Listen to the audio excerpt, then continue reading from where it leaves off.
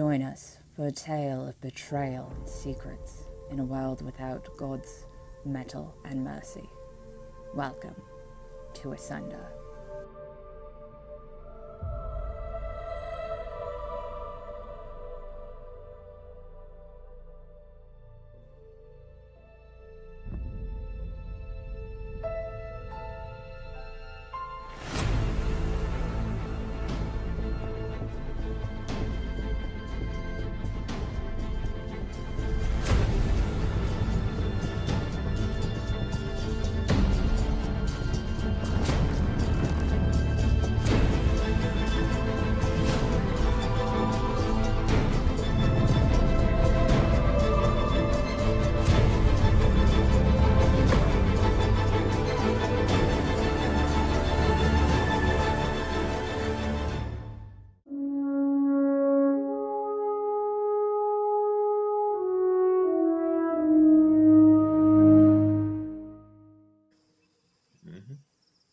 Hey everybody, we're back here again in ASUNDER. I'm happy I heard we got our 10 retweets where everything started.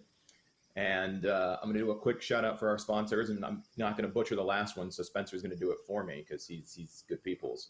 But first I want to do a shout out for Tin Star Games, Evil Hat Production, Helmsgate, Grinding Gear Coffee, and Dice Dungeons, and then throw it over to Spencer so I can not butcher this. Yes, and one of our other sponsors is Modifius. Here you can see, I believe, 2 of their games on Weave the Tale this season, with the Fallout 2D20 system on Saturdays, and a system I believe they distribute with Cult, which is on Friday nights? Yeah, I think it's Friday nights. Just throw some nights out there. Yeah. Check out. Just still random days. Hope something sticks. All day. Yeah. There you go. But as I said before in Tunnel, I'm Paul. I'm our lovely keeper. And then I'm going to have everybody, again, introduce themselves on the intro. Starting with Jess, who's our favorite bug mom. Hi, it's me, and I'm totally prepared for this. My name's Jess. You can find me at go_JG in most of the places online. My pronouns are they and she, and today, and every other day of ASUNDER, you can find me playing Silphi, whose pronouns are she, her, your bestest friend, bug mom, hugger of Charlie the bug bag, and here to encourage you all that you're doing really, really good. Although maybe having a stern talk with one of you today. Who could it be? I don't know, Barbie, you tell us, who could it be? Well, it could be Rin, the Sky Dancer character that I've made, who definitely doesn't do a lot of damage. She's just, vibing. She's just dancing in the sky all the time. But she is played by me, the human Darby. Yes. Both of our pronouns are she, her. Yeah. Not 2 possums in a skin suit. Check. See, and that's how I know that I've been lied to, is that Darby is claiming not to be 2 possums in a skin suit, so everyone needs to watch out for Rin today. This could be anyone. I am Gigi, at OMGG with that lovely little 0, because someone who doesn't use Twitter stole my name, probably years before I did. I know for sure that Shri's not the one getting a talking to. She is just a sweet little cultist with no eyes that is totally fine with mass destruction.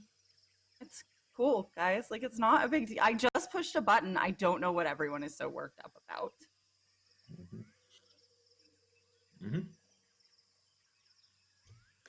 Hey everyone, I'm Mark. Step 3 of the plan. As I accidentally talk over.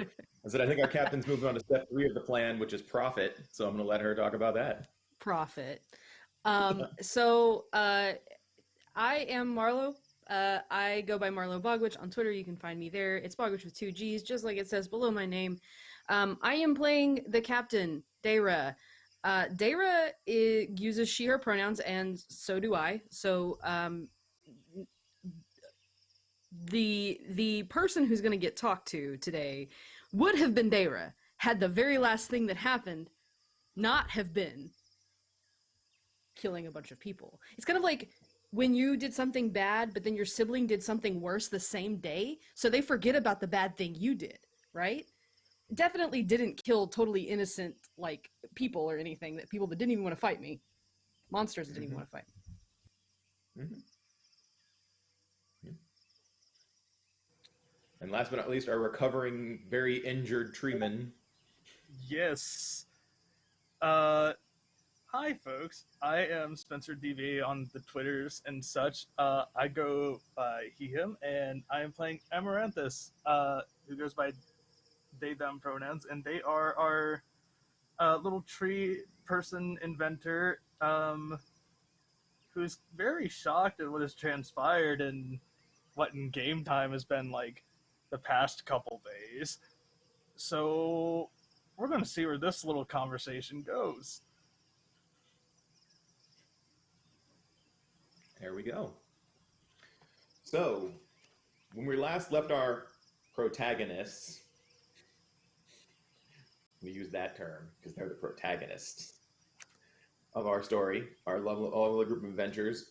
I believe our dear captain was mining the glass from the shore. Rin was looking for trinkets to make markers. Silphi was helping with the trinket making. I believe so. And Shri was... What was Shri doing? Shri was going to help Dayra. Going to help Dayra mine the glass.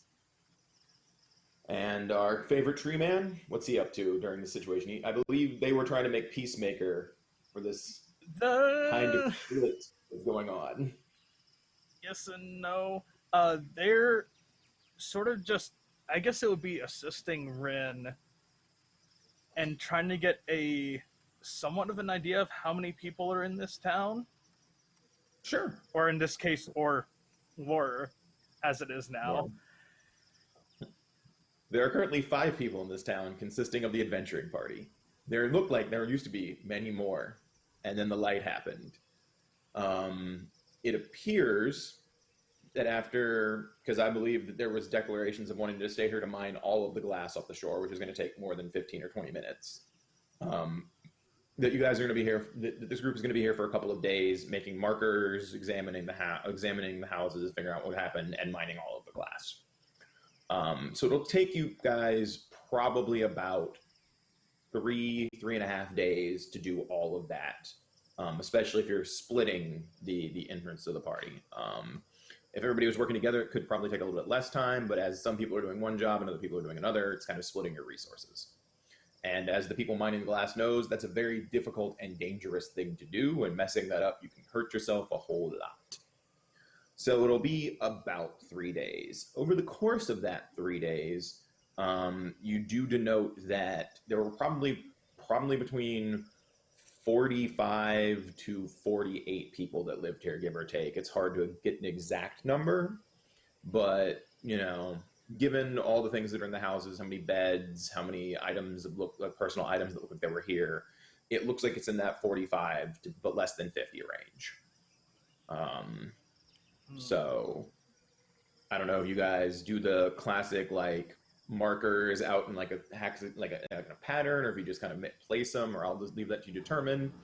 The 2 types of glass you will be able to mine from the shoreline is you can find 2 patches of regular clear glass that can store a chaos shard if you mine that correctly, or store chaos if you mine that correctly, which you know will sell very well to any other chaos users in major cities. A decent chunk of yellow glass, and then right along the shoreline, you can, if mined very carefully, you could probably mine 3 to 4 red pieces of red glass out. But again, this is very careful and very diligent work. So, over the course of 3 days, I will leave that to you all as the players to determine how you want to go about your actions. Sorry for the noise. My local high school's marching band has decided to practice marching past my window. I'm not sure if you can hear it, but... I can. Yeah. It's hard to beat that. where would the largest tree be in this town, out of curiosity? The largest tree is probably in the outskirts of town. It looks like it was a fruit tree of some sort that they were using to harvest. They were using to use for the natural fruits for the cakes that were being made in the bakery. So that is the largest tree in town, as it looks to be some sort of fruit tree similar to a fig in our world. Okay.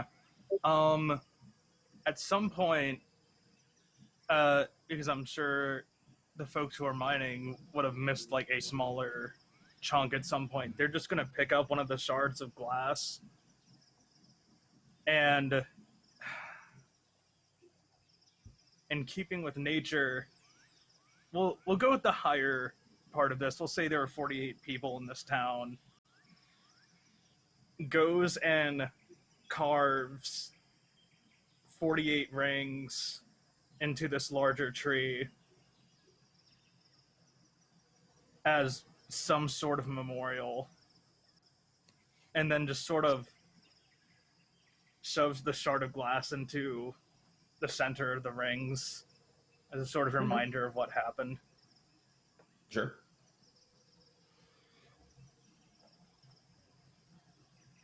Not a problem. What's our... Go ahead. Sorry. As Rin is going into each of these houses, like anything that was like left, like that they were like doing, right? Like if there's like food out on the table or anything, she's just sort of like putting it away and like not leaving like a mess, like thinking like in the future if someone comes, it'd be unpleasant to find old food on tables and things. She's just sort of storing what can be stored and disposing of anything that cannot. Just making little headstones. Sure. For people drinking. Sure. No, I hear you. Yeah, so it takes you a little while. There are several tidying ups. There wasn't a lot of food out based upon the time this all happened. It was, not like a major meal time, so it's not like everybody was in their homes eating. The bakery takes the longest to basically disassemble because like they were baking lots of bread and doing lots of other like making cakes and sweets because you guys had bought everything out in that particular department earlier. So there's a lot of like, looks like there was like mid-production situation. You find a totally charred loaf because it took you guys a while to get back there, like in the oven, things like that. So it probably takes a good couple hours to like make sure that there's not perishables in the bakery. But there are definitely non-perishables and other things you can do and totally handle that particular situation. It probably takes about a half a day to clean up all of that just particular food mess, making sure that there aren't perishables about there because you're gonna have rotting food everywhere. If you're collecting trinkets from each place you're doing this at, it probably covers about a third of the town while you're doing that. Yeah, Silphi would be helping by preparing like an outdoor space for like some sort of like memorial site, like almost, so that we could have small monuments to the different. Like I'm guessing we're gonna have to guess how many people were in each house. We're gonna have to like kind of. And then making an external site for everything to have a nice little marker, like finding a good space for it and then like clearing the space and like making it ready to go. So you're doing like a shrine gazebo, like open air situation, or are we doing like, are we looking to build like a mausoleum full blown? I don't think we're building a mausoleum. I think there's like a little external, because it wouldn't be a graveyard because there's no bodies, but like an external like little memorial site, like with probably like, whatever we can mock up for like some sort of standing thing, whether that's like a big rock or some sticks tied together or like different things for different locations, and then the items that Rin collects to memorialize each kind of household of people. Well, I didn't know if you're going to try to have Amaranthus like grow you kind of a situation. Oh. It might be nice. I think to, over time. I think they could definitely help out. I think it might be nice to have like an archway entrance or something like that. You know what I mean? Like maybe back it up against like one of those big trees you found, and then have like a very clear archway or something as an entrance to have a clear, kind of like this is a space. This is a.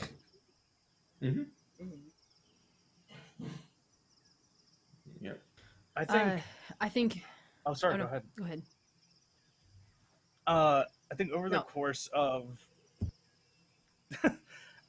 that sort of building, if Rin, Silphi, and Amaranthus are sort of all working together, at some point,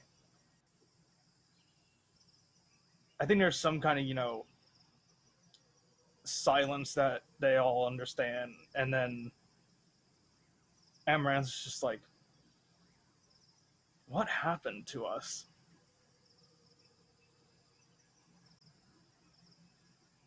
I mean, listen, we're not by no means a standard of morality, but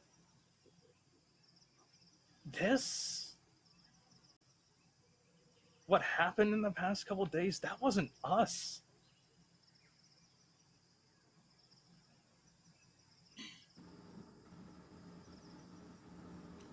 I don't know.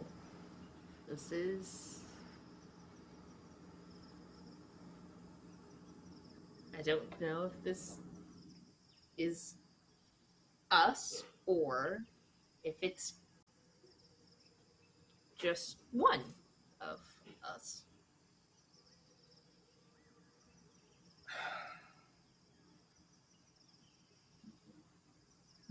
I think. Go ahead. Oh. No, go ahead. Has she done anything like this before? I think, in my memory, I guess this would be more of a question towards Gigi. Is this anything in the time that Amaranthus and Shri have spent together has happened before? She's never found anything like this, so. Mm-hmm. Okay. I mean, no. And she's always talked about finding the light, and I didn't think it. I know the light is this physical thing that exists, but I thought in her case it was something a little more. Not. I mean.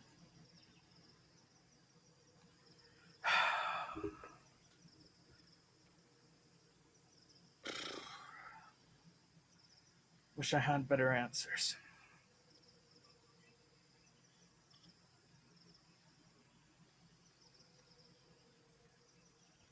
I think while all this is going on, Shri is going to be focused on mining the clear glass, because it's probably the easiest for her, especially to get rid of. Just as another chaos user, chaos users are more inclined to trust each other for this type of thing. And when she has a sufficient area fully cleared out of glass, she's going to shunt Discord to try and maybe not die in the next few minutes. But because she is so full of chaos right now, the space itself just starts to look extremely warped. Like the beach just frantically changes between what it looks like in this small area around her. And even as she exits this area, that effect continues. It does not go away. It is now a rank 4 chaos site. Fair enough. I think you see Dayra from behind, like. I was going to say, when you see this. Sorry. When you see this happening in this whole like warp ability, and she's like there in the center of it, I imagine this big like warped like orb. Dayra is wearing just her undershirt with leaning on her shovel, watching this happen and wiping sweat off of her brow. And then as soon as she finishes, she goes back to mining the area where there's still any sitting, just like not stopping, not talking, just mining. All right. So for the two of you on the beach, if you guys could give me a perception roll.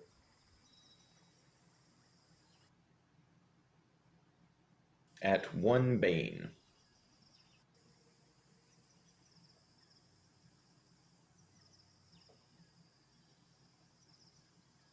Working on them dice early.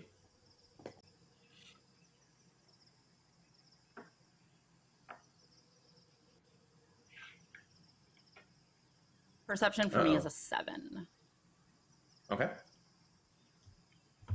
8. If You're everything's so aware. Super out of place is the giant chaos site that just got created on the beachfront. For those of you that don't know, that's just a literal change to the reality of the world as is. It straight up just is a change to reality. So when you return, you'll see this on the beachfront. Like, we don't want to hang out here because that's a place that normal people can start picking up Discord.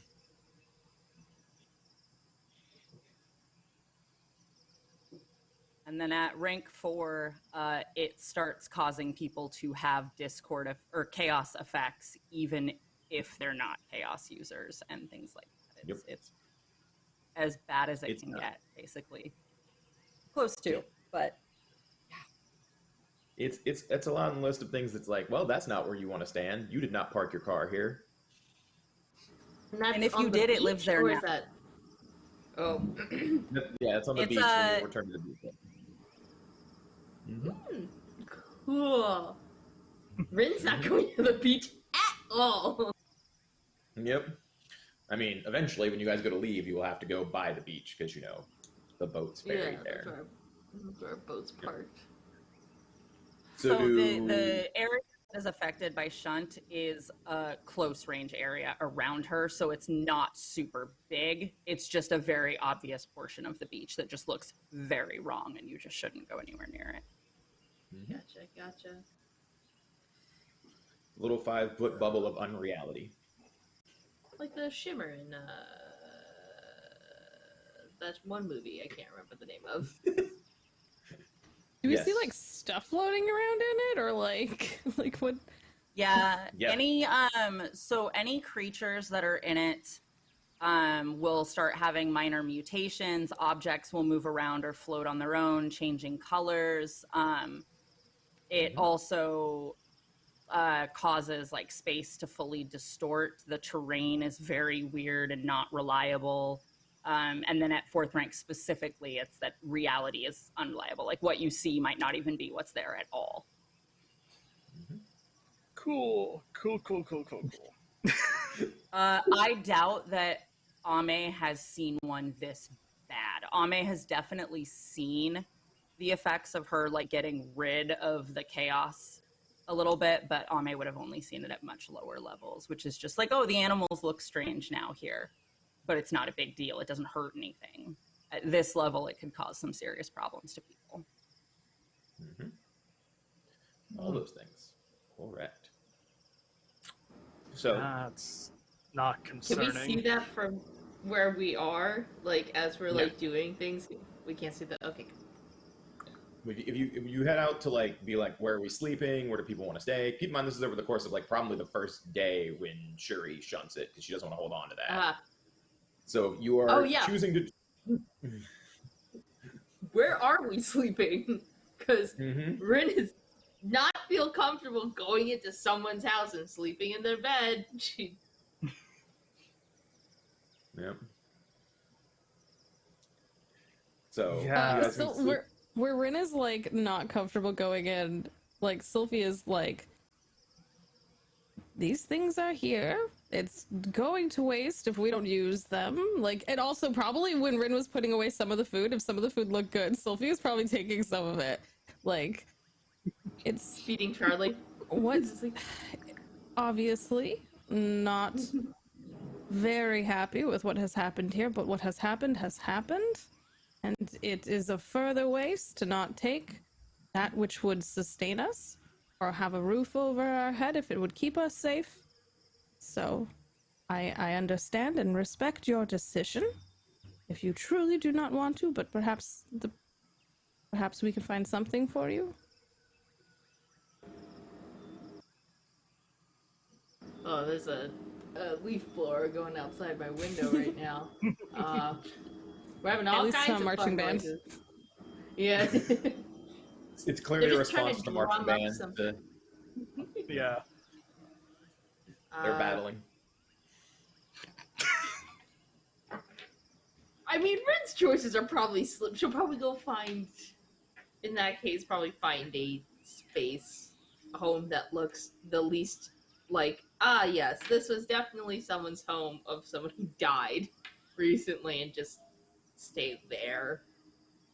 Like the one that looks like someone made the bed and it's like pretty empty and just not filled with tchotchkes from someone's life. Sorry, go ahead. You're looking for the house, the least amount of things, and it looks like that.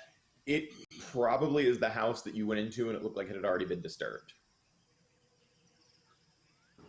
Gotcha, I'll go sleep in Betsy's house. Mm-hmm. The one of the guy who absolutely wants to kill all of us. Yeah, I'll go sleep in his bed. I mean, he's still alive, so Red doesn't feel that bad. So Mm-hmm. he's still around somewhere. Yeah, somewhere.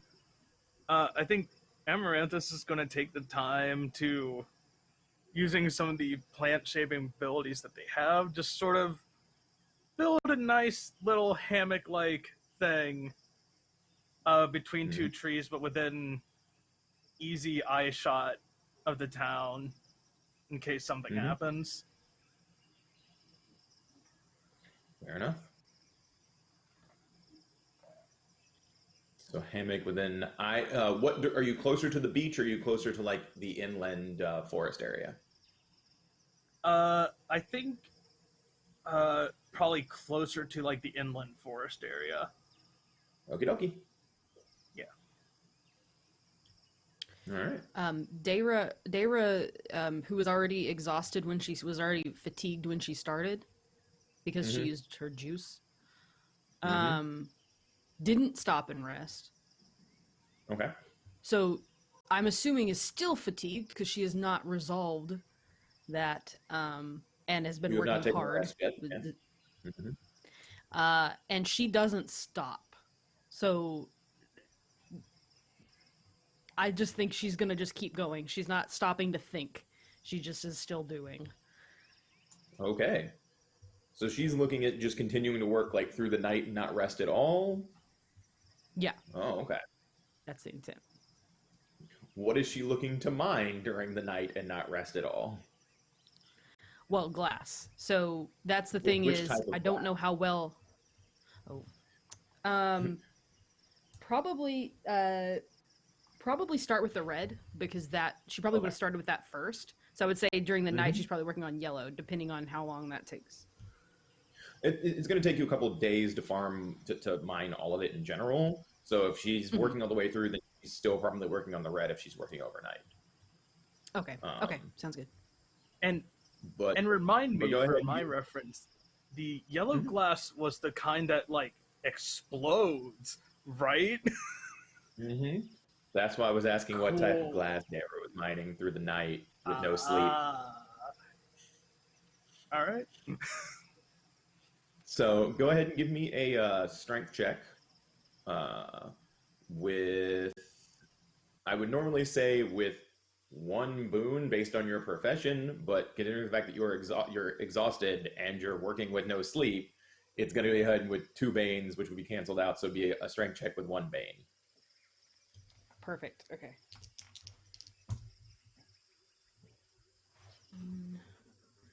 Let me look at my strength because I still have my memory. So it's 12. So 16 minus 4. 12. Oh, you managed to work through the night without accidentally cutting yourself open while trying to mine this glass. That's great. And because you're not stopping, you're definitely going at a much better pace than originally anticipated. So you'll probably mine most of the red glass during the night. So when, Shuri wakes up the next morning, there's very little red glass left to mine. And it looks like it'll be moving on to the yellow. But you can really tell that your dear captain has not taken a break. She is nasty and covered in sweat and exhausted and clearly not doing well.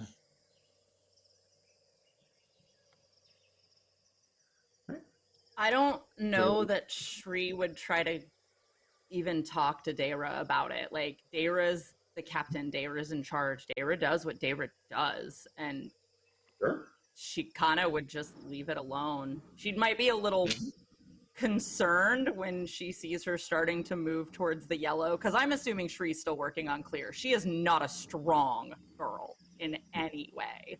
And you're trying to harvest it exactly rather than quickly. Yeah, exactly. And I think she knows that this could get really bad if Dayra makes a mistake. Yes. But I don't know that she would actually say anything to Dayra specifically. And if she doesn't see anyone else, she's probably not going to say anything at all. Sure. Would Rin be able to see Dayra looking not the hottest? Do you go to the beach when you wake up in the morning? Or are you avoiding interacting with other people and just hanging out with people? Is it audible that there's still mining noises when we wake up? Or yeah. Yeah. Okay. Yeah, then Rid would probably go, because if there's still noises, then it's like, who's still up? Who woke up this early and or stayed up this late to mine the glass?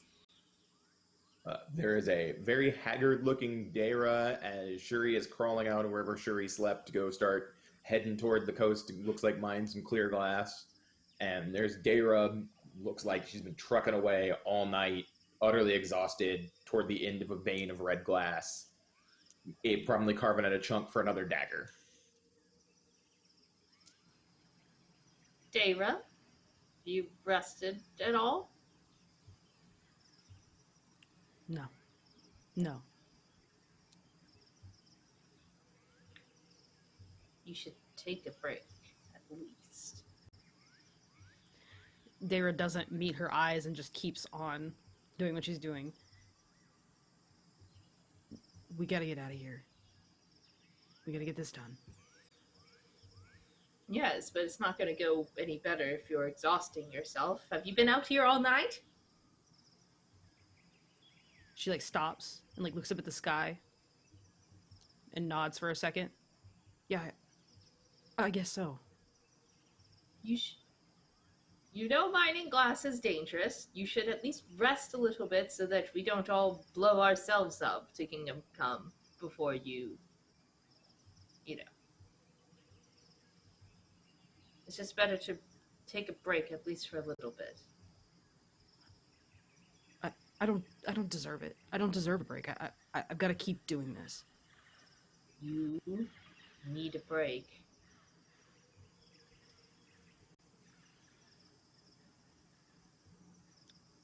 No, I can't take a break. I'll be fine. I'll be fine. She kind of stands up and sways a bit. 5 minutes at least, for me. She looks into her eyes and nods. Okay, for you. But then I'm coming right back. That's fine. You just a little break. I think Dayra goes over, under a tree and, pops a squat, leans back against the tree, and just falls asleep. She just passes out. She was 5 minutes, and she just lays her head back, and she's like, "You'll wake me up in 5," and then just falls asleep. 5 hours. What you want? Oh no, it'll be 5 hours. Just, I didn't specify time. I did specify time, but I lied. Mm-hmm. And then Bryn will go back. We'll watch Shri for a second, and then go back to going through the houses with Silphi and Amaranthus. Okay. Dayra will sleep through the day, by the way. You are exhausted with multiple impairments. You're done. You're I'm asleep, unless you would like to try to roll to wake up. No, I think I'm just gonna let her have that sleep. Okay. I think she needs it, and I just think after she's also like didn't truly come down from her her juice, so I feel like it's kind of one of those like sleep after you've like done too many drugs. I've never done that. I'm going on record saying I've never, but that's the kind of sleep it is, if you know what I'm saying. Yeah, no, I got you. It's the exhausted sleep. She'll wake up with a slight sunburn because, you know, she stayed under the shade of a tree at the start of the day, which means for half of the day she probably wasn't in the shade. So there's going to be a light sunburning when you wake up. But she sleeps without problem. Can we like come over and like just move her slightly? Just every like, 2 hours, like just shift to the side. Yeah, Put a we like blanket just over her like face. Every few hours you move her into the shade. You move her constantly into the shade. yeah. Yeah. She probably still gets like a little red because we probably like whoop forget like, but like Forgot not for a few hours. Whoop. not massive. Gotta turn the Dayra. Can't just leave it out in the sun all day. It's gonna roast. For Dayra, even it's okay. It's an over easy Dayra. It's okay. It's like we don't want like the hard boiled. You don't want her hard boiled. You don't want her sunny side up. All right. Yeah. We just want her over easy. Like, I'm bougie. I want my Dayra poached, please. Just throw her into the river for a bit. Yep. Beautiful. But no, yeah, you guys can move her. She is out unless you're going to take the time to really wake her up. She is several impairments and is basically rolling to wake up at 3 veins at this point in time. So we're just going to say she sleeps through day 2. Shuri will get through mining all the clear glass by the end of the second day. You guys will have found most of the trinkets you need. Amaranthus will start growing everything. And kind of, you know, nightfall-ish starts to come around. Dayra starts to stir from her at the tree situation. Starts to stir from her at the tree situation after several hours of long sleep. Still kind of a pain in the booty. As a side note, when Rin slept, she did suck up those 2 charges, so she did take 2 damage from recharging her spitter. Just Perfect. reminding you exactly about the thing. Same. Exactly the same as where it was. Woo! Yep. But so, you know, because you passed out at, you know, sun up, you're basically waking up around sundown. Everybody else is kind of.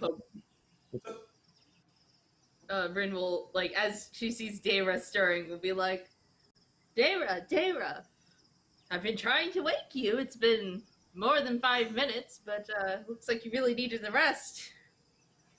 Who could have thought? I slept the whole day.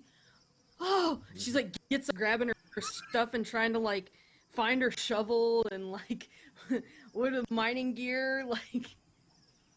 I tried to wake you after 5 minutes, but you were just so deeply asleep. I couldn't rouse you. So I tried again every 5 minutes.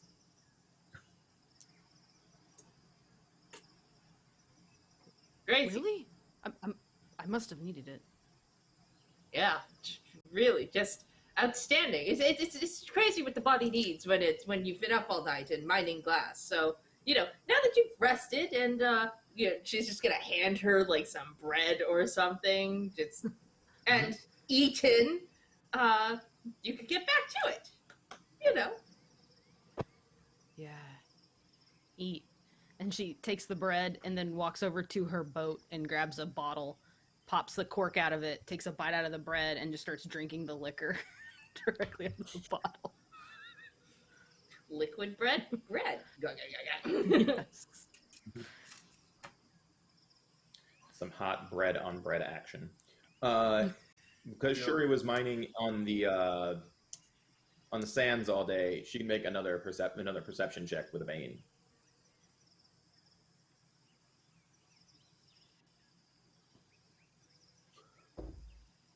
How's a -2? Seems like you did not see anything. Yeah, that's good stuff right there. You found glass. looking? They're my feast and famine dice, eyes? apparently. I don't even have those. Shree's maybe never seen anything in her life. Possible. We'll soon be getting into imaginary numbers if this keeps up. But yes, nothing seems to be amiss.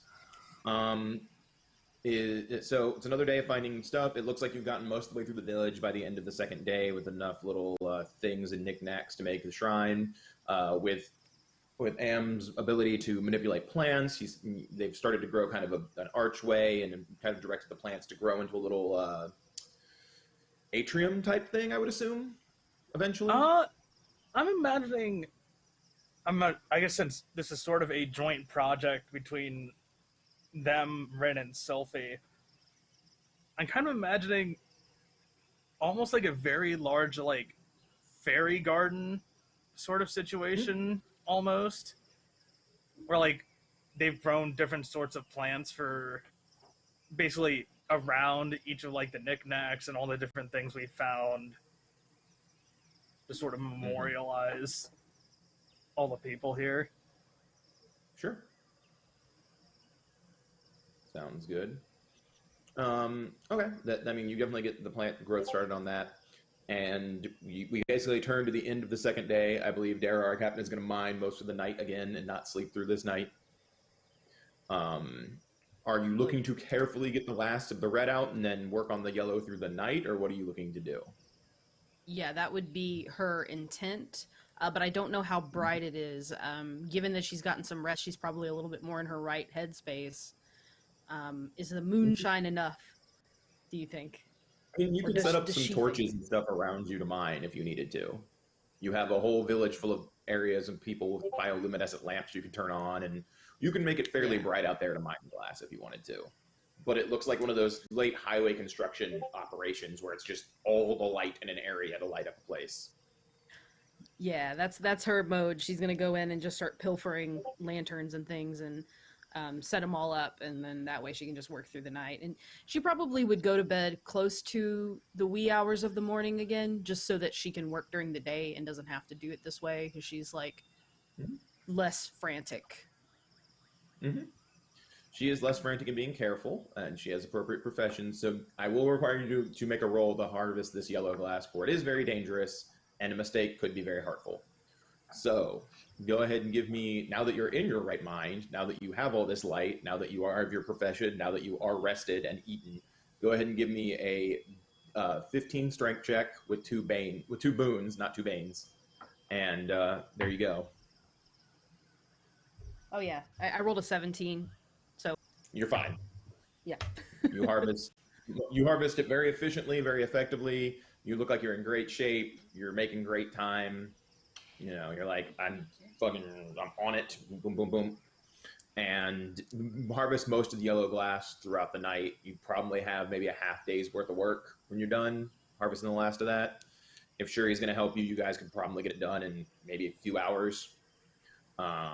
And, you know, if everybody's sleeping in separate areas again, when they wake up for day 3, you guys have about if you guys are working together to mine, it's going to be a few hours of mining, and it's only going to take you a few hours to finish up getting the last of the knickknacks out of the town. And I'm not going to make you roll for a third time for all sorts of explosions, but give me at this point in time that same perception check at 2 banes, because maybe somebody's watching you. You're not exactly sure, but those are close. I do think, Paul, if I may, this third day, I think the fact that no one has sort of like stumbled upon us yet, even though Amaranthus isn't necessarily the watchful type, they probably keep some sort of moving perimeter throughout this third day. Sure. Well, then and are when just you sort get to of the looking beach, out for things. Give me the same perception check at the 2 banes. Okay. Cool. Okay. DC is 10. Nah, that's gonna be a solid nope from me. That's gonna be a 2. Yep, no. So I don't see shit. You don't. It is Can weird that confirm it's been Shri 3 days has- since the light. Sorry, go ahead. Oh, I was making a silly joke. Please go ahead. Yeah, it is getting slightly suspicious that the light hit this close to a place, and over 3 days, the start of a third day, nobody's really come upriver. It is awkward. Oh yeah, how visible is light as it comes down from like how many miles away radius can we see like Bazinga? Depending on how long it was sustained, it could be upwards of 10 to 15 miles, or in that 22-kilometer range. Yes, Rin is also getting the big suspicion. I got you. Would probably jump up in the air at some point just to look around from the sky. You're just doing like a full 360 situation. Yeah, just like just sort of look. Sure. See. Go ahead and give me the same perception check with only one bane, because you have a very different angle. They were not prepared for somebody to be leaping in the air to possibly watch them. They? Plural? Okay.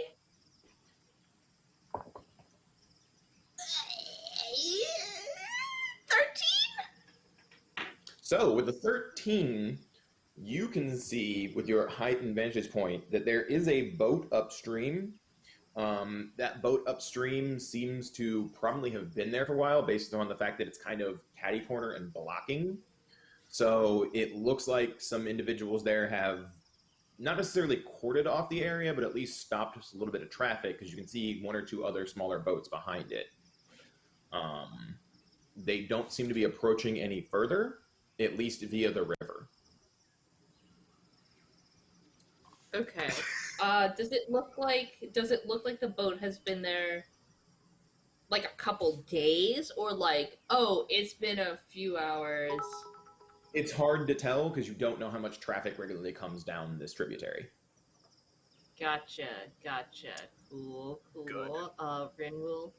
When Rin lands, she'll just be like, might need to gather everyone to have a little chat. Perhaps, there might be some individuals approaching. Mm-hmm. Might be a discussion worth having with everyone. Sure. Okay. So, guess gather everyone somewhere. If Dayra's not going to stop mining while we talk, we'll do it on the beach.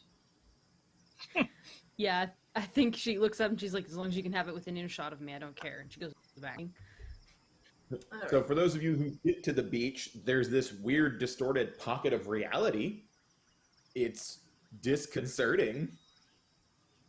That's new. I don't think that was there before. Nope, it Did wasn't. the light bring this? No. Face. Your face.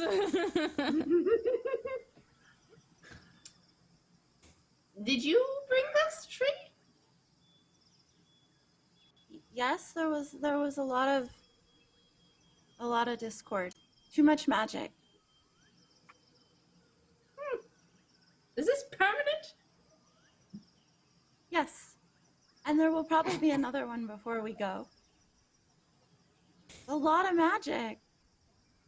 Right. Well, anyways, compatriots, I've gathered you all here because there appears to be a boat upstream that's been stopping traffic from coming down here. I don't know how long it's been there.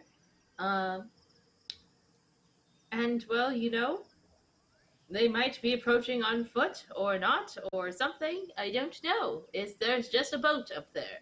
So, you know. Probably saw the giant beam of light that obliterated everyone in this town. It saved them. I think you have a very different definition of saved from literally everyone else. Everyone else here. No, I feel like quite a few other people in the world might disagree, but in any case, It's okay. They're wrong. I really don't think they are. You're wrong too.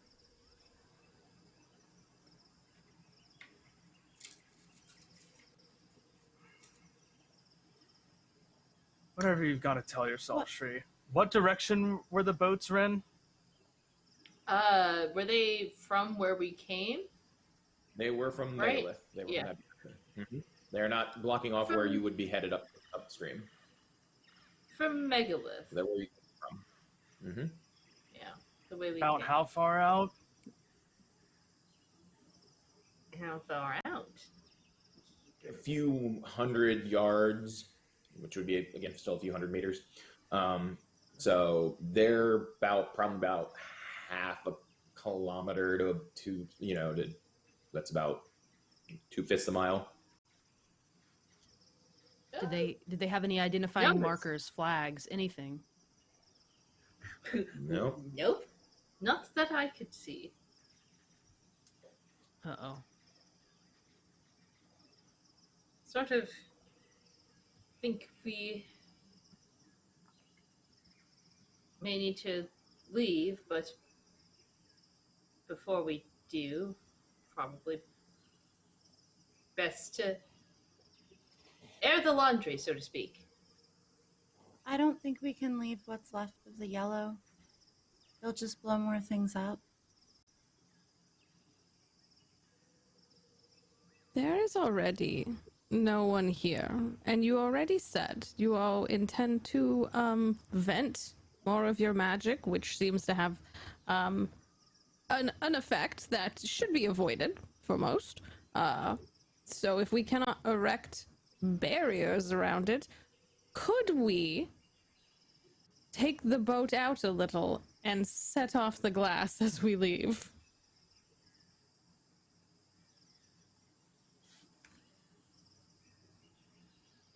I That simply sounds really am not fun. sure how much time we have to dig it all up. We seem to have some people encroaching upon us. This site is already in an unfortunate way. If we could, I'm not sure. Like turns to Dayra. I'm not the expert. I'm not sure how big a blast this would be, but if we have, would it simply nullify this beach, which is already eradicated? Well, I mean, we could make a big boom, for sure. But she stands up and starts, like, counting on her fingers and, like, kind of falling the space.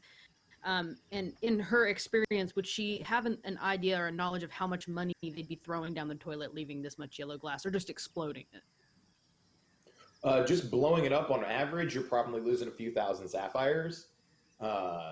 If with the hyped up prices right now, you're probably throwing 7,000-8,000 sapphires down the drain. You did harvest a chunk of it, which means you probably have about 12 to 15,000 already.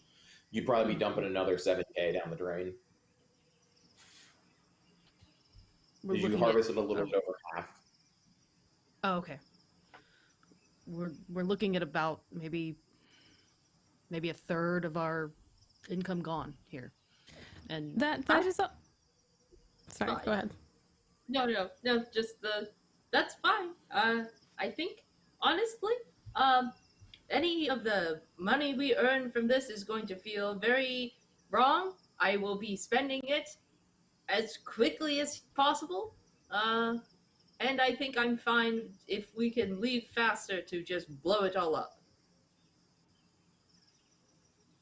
It is simply a suggestion for if we must leave in a hurry rather than leaving it in the hands of another. If you feel we have safety and time to continue mining, then I will not argue. I also agree with Rin that there's only a certain point to which I really care about the money.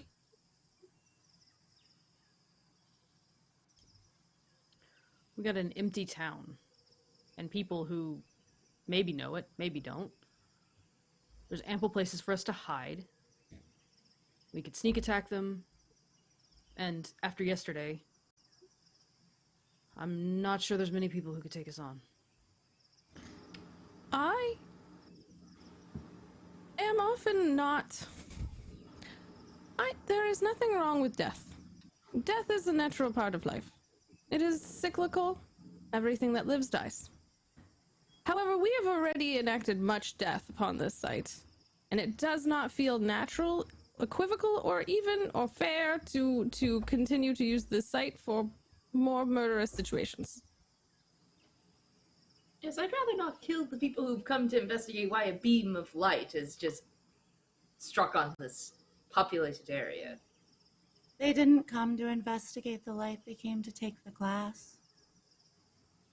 It's the only reason to follow the light. At least, the only reason everyone else has.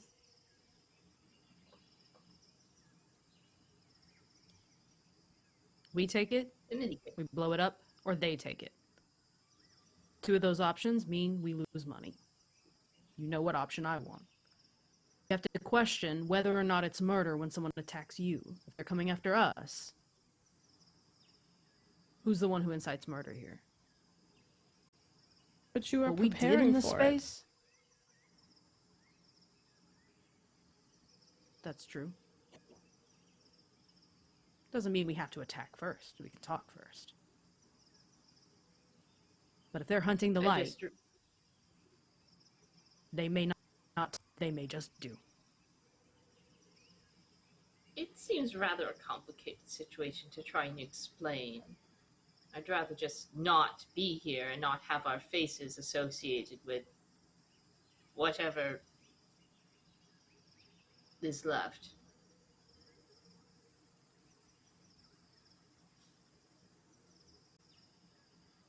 Not really good for the whole artist image if people associate me with massacring an entire town and harvesting glass illegally. Well, it's a vote. Those in favor of staying and mining the glass, say aye. And she raises her hand to indicate she's for that. Dayra's the captain.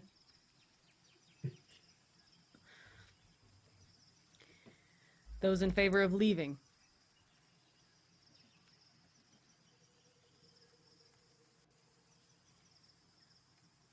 No. Those in favor of blowing the place up. Once again, I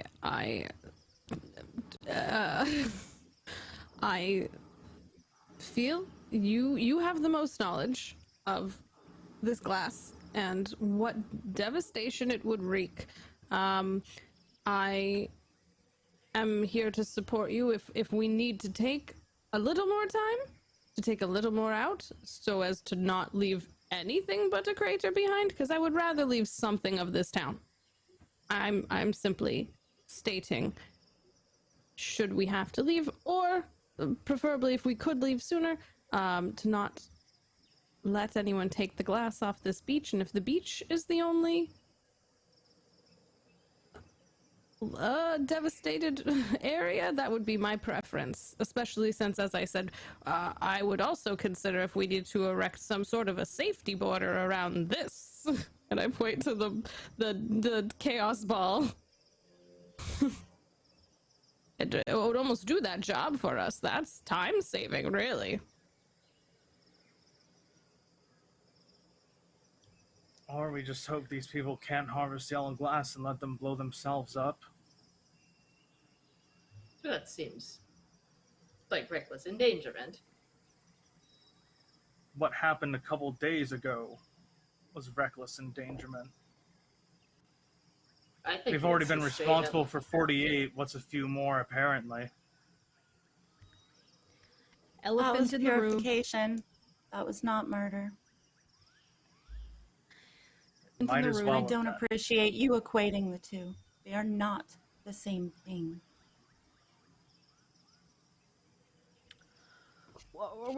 We're about how we killed a whole town, or are we just gonna keep letting that go?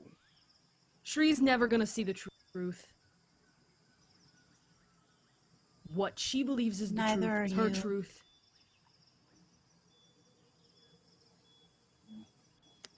Shri, you're not being incredibly helpful with the adamant nature that everyone in this party is wrong for thinking to people. Okay? How did you know that the button would bring the light? I didn't for sure. You were flicking switches and buttons and things. Well, yeah, I've of course seen I was. something There like were that. switches and buttons and things to flick. Of course I was flicking switches and buttons. It was a very cool machine. When Shri did all of that, did it look like, oh, I'm playing with this thing, or did it look like Shri knew what Shri was doing? Like, purposefully flicking certain buttons and switches? It looked more like she was in a trance. Hmm. She did not look like she had intimate knowledge of the machine, but she looked like she saw something that wasn't necessarily there.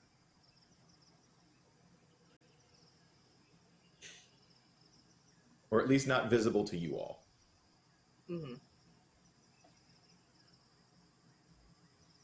One thing I will say about all this yellow glass, it's just as dangerous on our boat as it is on the beach, because if they're blocking the pathways, they're waiting for us. And They're one only well-timed blocking- shot, and they blow us up. They're only blocking further up. Our path down the river is still open. Oh, well, that's good. There will probably be more of them down there.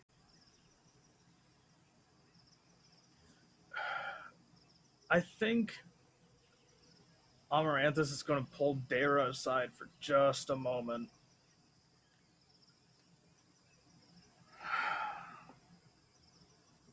Listen, I think some of the bad things that have happened to us as a group has come from the fact that we have put our trust in the wrong people. I say, and you can tell they're like visually struggling to sort of get this out. I think this needs to end today. We need to trust the right people. And as long as I've been traveling with them, I honestly don't think Shri is one of them anymore.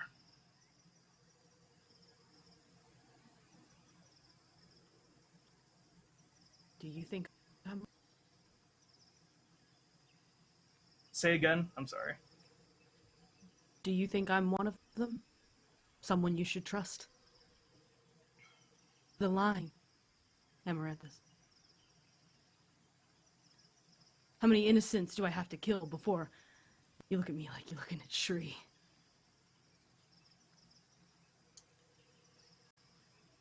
At the very least, we're of the same mindset of this situation. That's enough to trust you.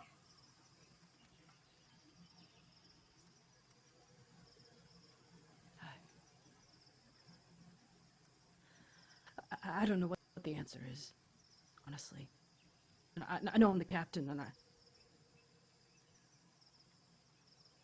I just, I don't think I'm any better than she is. If everyone agrees, we can do whatever you want. I don't trust myself to make that call.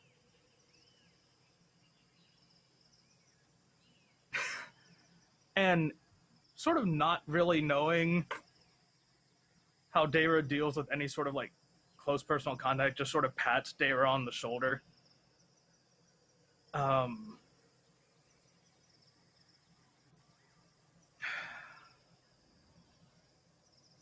Even though what happened back then came from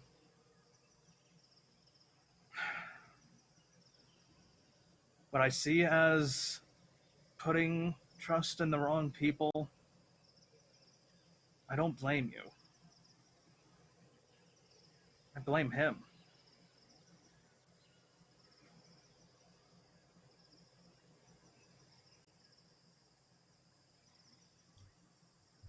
It's not even just that.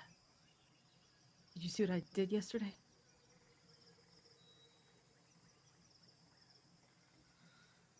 Or 3 days ago? I'm trying to think out of character. Amaranthus hasn't seen this from like before the year, right? She started using the demon blood over the last. Okay. So so I'm getting my timelines correct. Okay. I mean, when did all that start?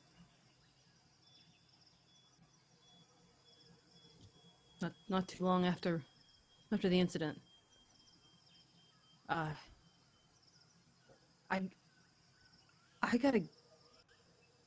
gotta find him, and I gotta kill him.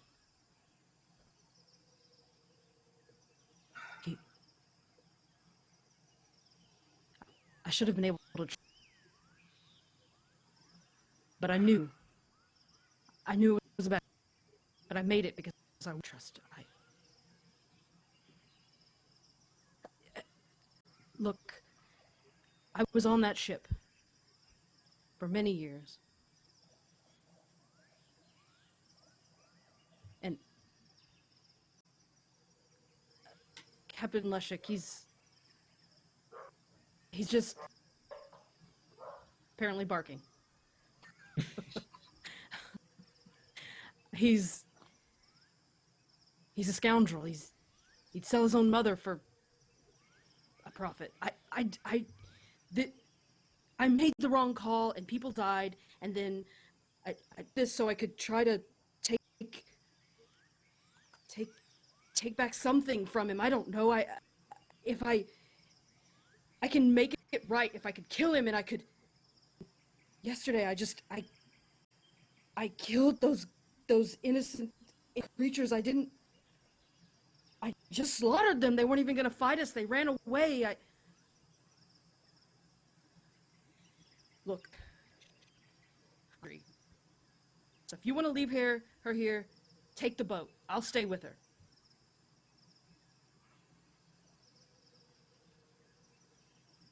I mean, he killed Chris, but he killed Asia, too. Trust me when I say I want that salt-blooded bastard dead just as much as you do.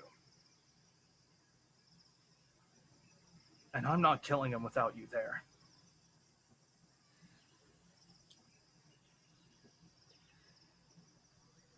She stands there for a moment, like just staring back at her, then like throws her arms around Amaranthus's like waist. Oh.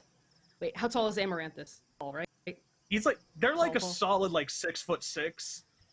Yeah. Yeah, they're yeah, the tall ones. like throws her arms around their waist and just like squeezes. And then slowly returns the hug. I'm not sure, probably like around Dayra's shoulders. sort of just pats their upper back a bit. You also realize Dayra could break you in half if they wanted to. Like, oh yeah. Hit the plates. I mean, Ame knows. That's why they never picked a fight with her.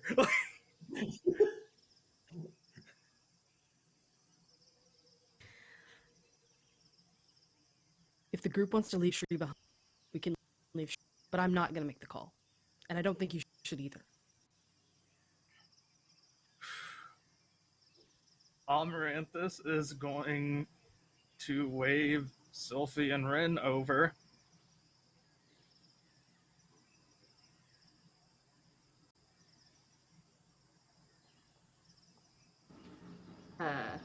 Sure, you will be back. Just a second. Listen. I'll just reiterate what I told Dayra. I think the bad things that have happened to this group in our time together have been because we put our trust in the wrong people. Who do you mean? There was Leshik. We've had multiple. And honestly, I think Shri is one of them.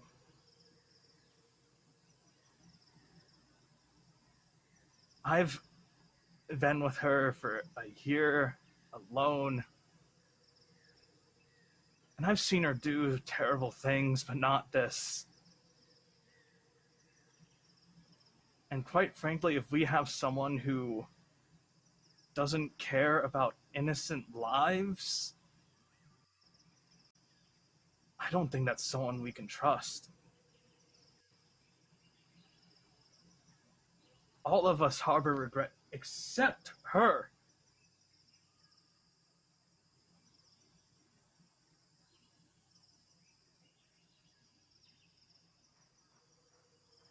And if we're going to go where we're going, and sure as hell I want to kill Leshik, I think Shri's going to get us killed before we even have the chance.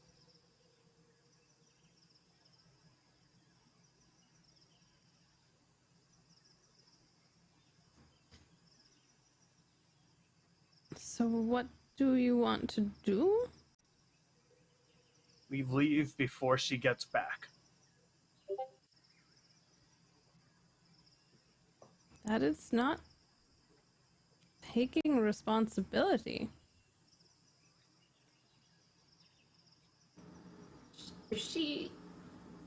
If we leave her, she might do this again. Somewhere else. No one else Or knows. We let her face the consequences with whoever's coming. We don't know how many there are, what they can do. They have no ill intent for her. They don't know that she did this. But you're leaving an agent of chaos in the hands of who could be hunting glass. Yes, I don't think that's the answer at all. Yeah. Someone shows no remorse for using the light to bring glass despite people being present. I don't trust Shri much further than I could possibly throw her. But I don't think leaving her is the answer either.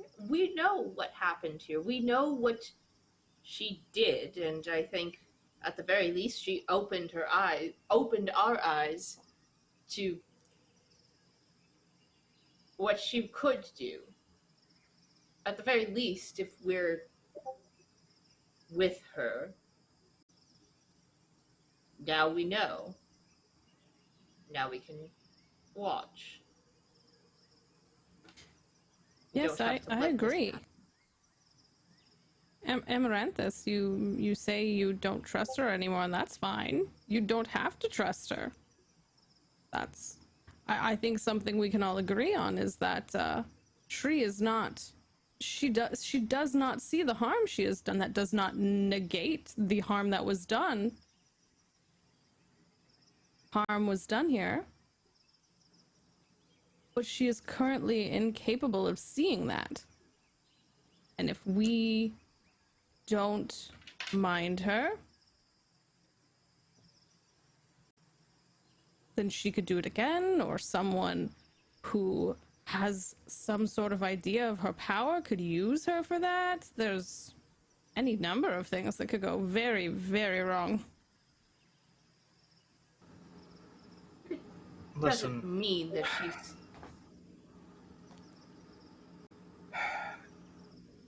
I think if she stays with us, I think we all need to face the possibility that we might have to kill her.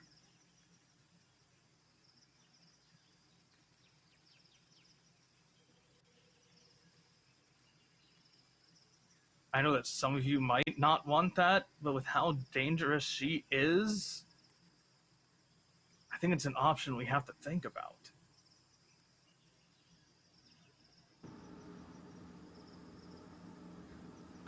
I do not like it, but I will accept that it is a possibility. I will, however, argue it should not be as close of a possibility as I think you are considering it to be. I think it should be well down the line of us being completely out of options.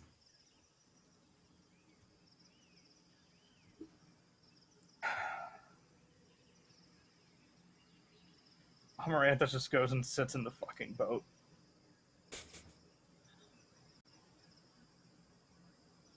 Which probably, you know, they probably have their knees up close to their chest just because of how tall they are. They're just sitting in the boat.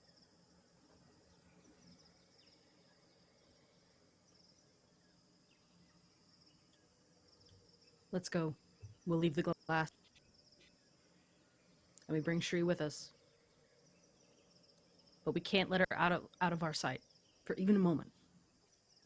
If we ever Agreed. find a machine like that again, we're destroying it. Agreed.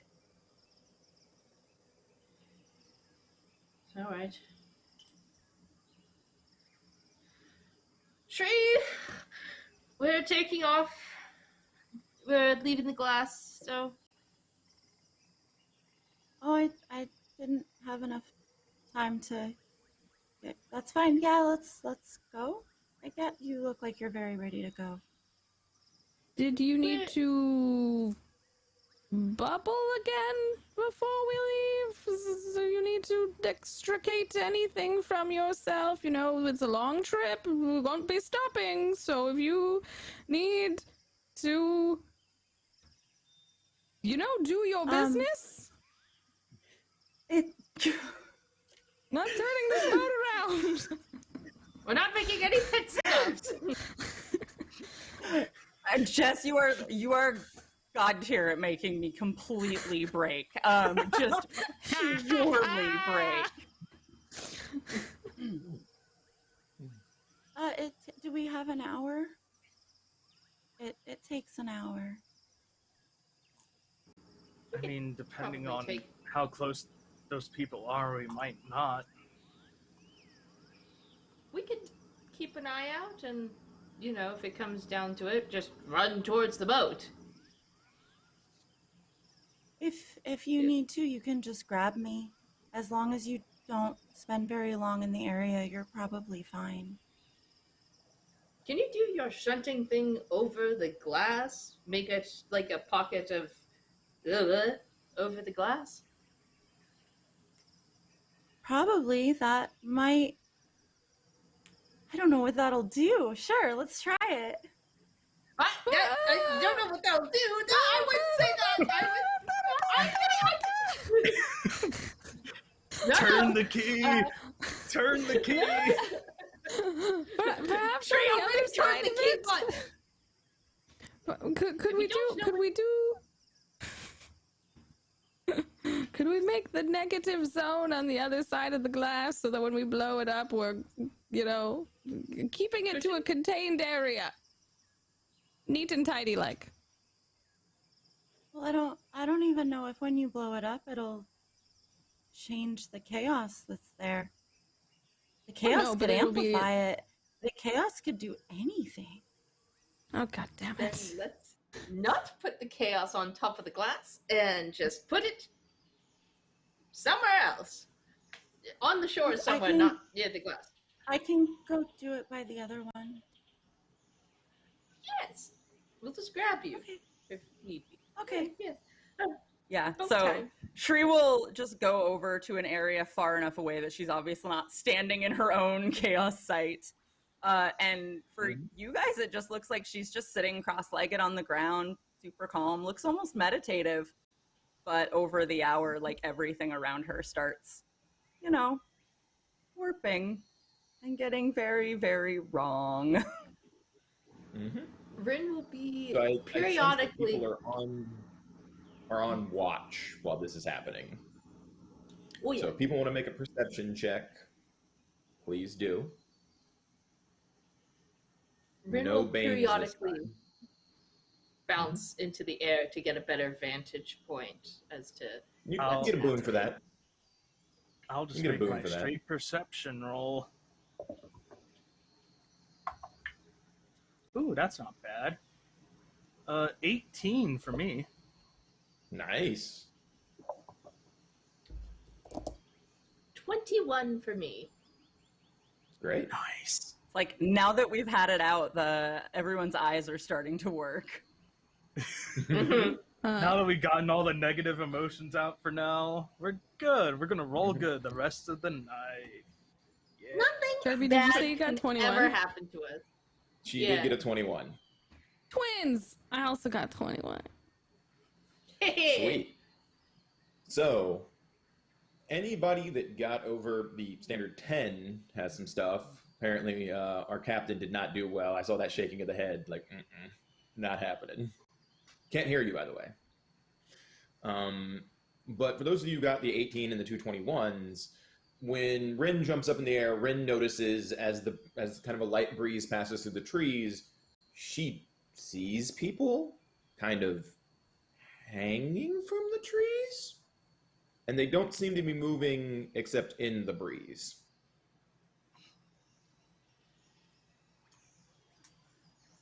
They're on the other side of the riverbank. Like, On the other side. Like Yes. hanging, like. Oh, okay. Like, Rin by their will, feet. by their Oh, feet. Upside down. Oh, Upside down. well. Rin will, when she drops back, so, a little tidbit. There appears to be people on the other side of the bank who are hanging from their feet from trees. I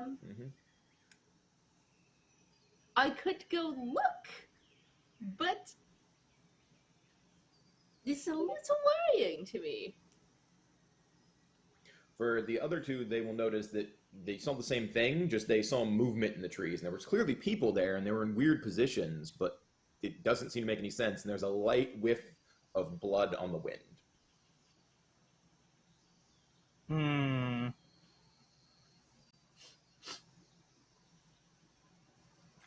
Gonna be real honest, don't like the smell. Is there anything in the world that likes to hang people from trees by their feetsies? Like, big spiders or something in this world that we might know of?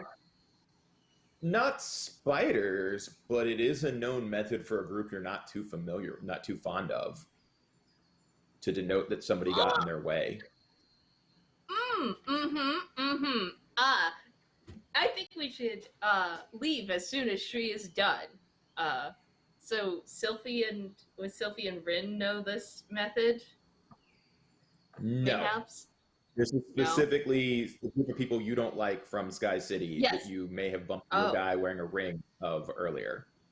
Yes, so like the opposite of us. Gotcha. Yeah. Cool.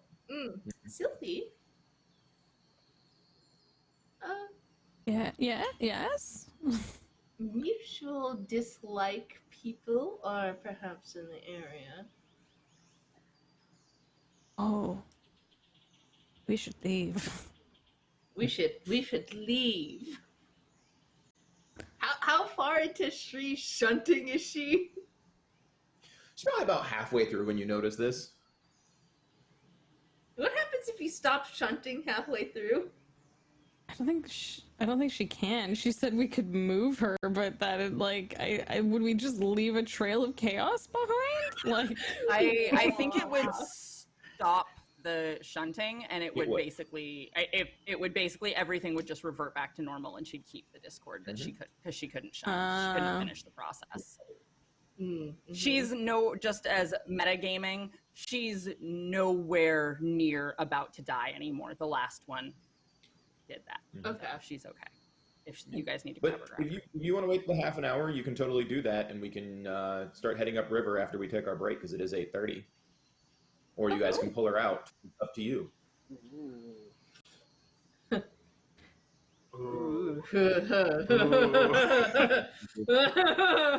Rin is not liking the situation. Amaranthus doesn't really want to stay. They think we should leave. Yeah, we can shunt somewhere else. Yeah. So who's grabbing Shri? I guess Rin will. If you reach over and touch her, she'll just turn and look at you. Like, she's fully responsive. It's not like she goes unconscious or anything. Yeah. She's just focused. Just start the boat. We'll run and we'll just get start the boat. Start the car. Is Shri small enough that Rin could try and jump with her? Not sky dance with her, but like. Oh, just jump. Use your normal jumpiness bonus for your origin. Yeah, sure. Yeah. If you want to have them start the boat and move everything off, do you guys detonate the glass or leave it on the shoreline as you sail away?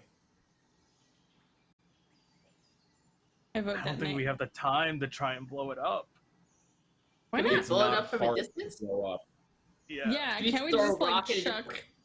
Yeah. She can shoot it with her spitter, and it could possibly detonate it. It's explosive glass. It's not like C4 where you're running an electrical charge through it. It's like methane, where as long as you add the spark, it's going to go boom. Okay. Dayra, I go how blowing far up. is the safety? What's the safety space? Hard to say. Hard to say. So if she's going to blow it up, she's welcome to do so.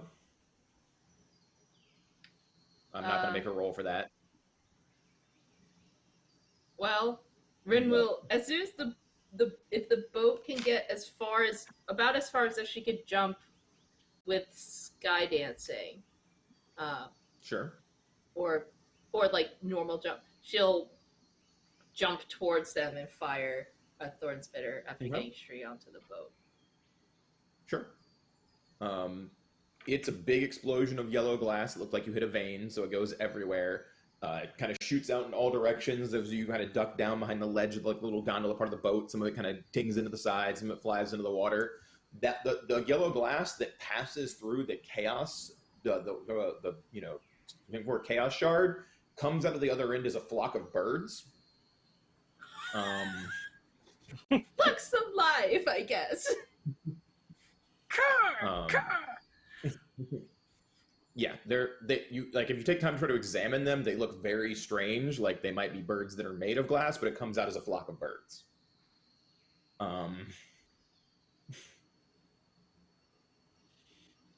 And they fly off.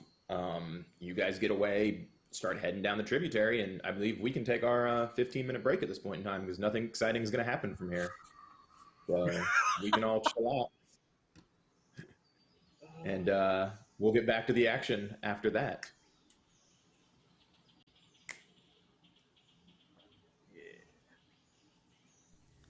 Join us for a tale of betrayal and secrets in a world without gods, metal, and mercy.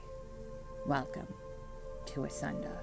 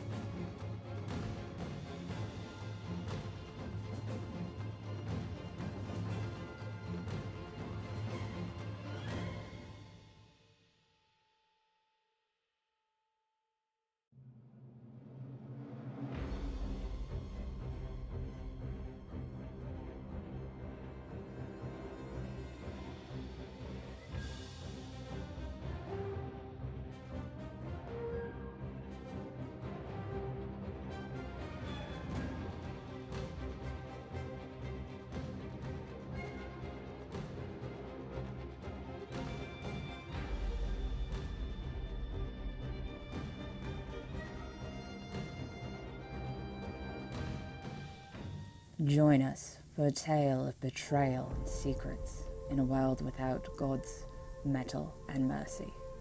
Welcome to ASUNDER.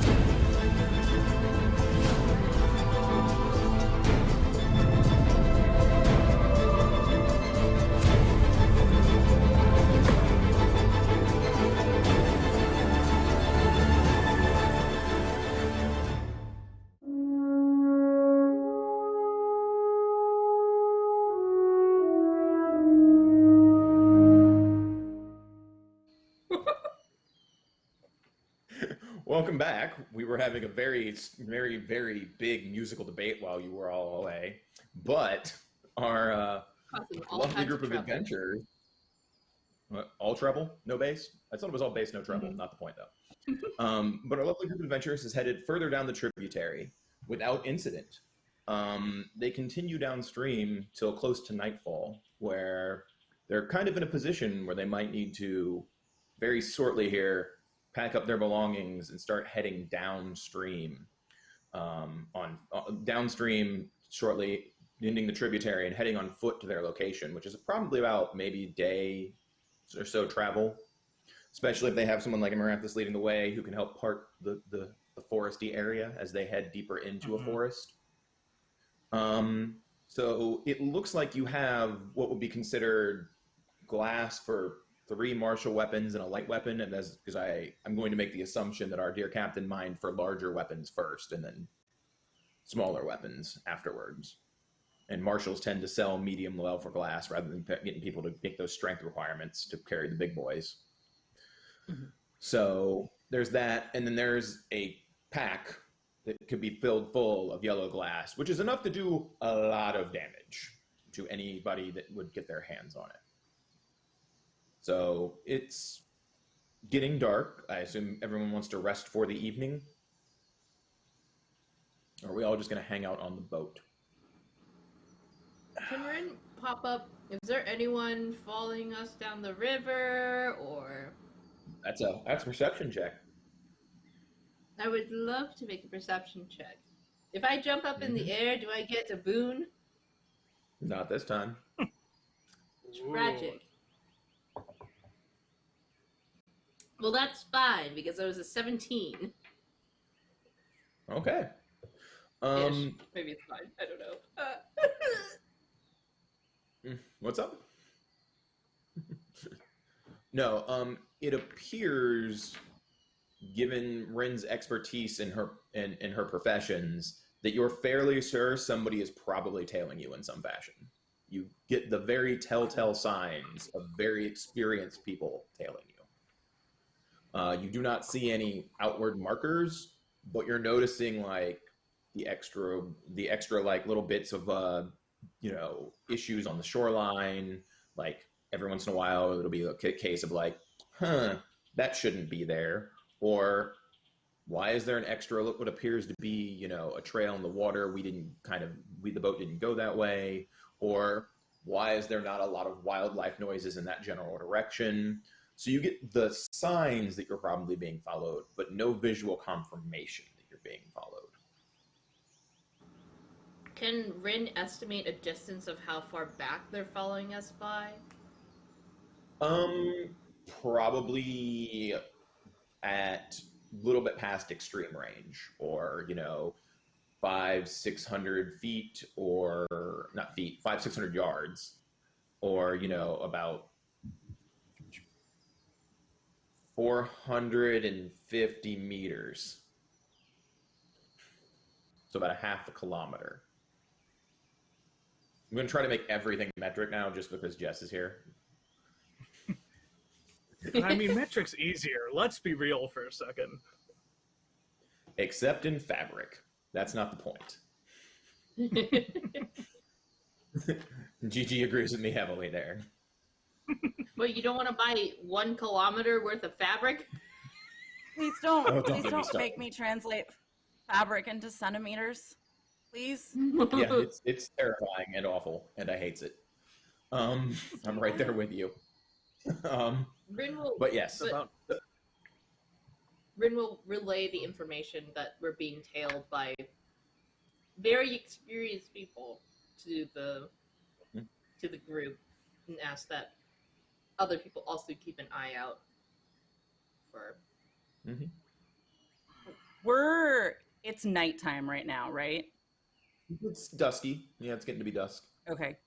You guys need to make the decision whether you're going to keep traveling in the dark or not. Shri will head to the direction that the end of the boat where Rin said she saw that, like, if we're being tailed, I assume that's behind us, because Shri has dark vision. Yeah. The perk of the no eyes and the glowing orbs instead. I mean, you keep a good eye out. Do you guys want to keep trying to let the boat carry you downriver to the end to the rest of the tributary, which isn't probably going to be halfway through the night? You might be stumbled awake because you're going to run out of water.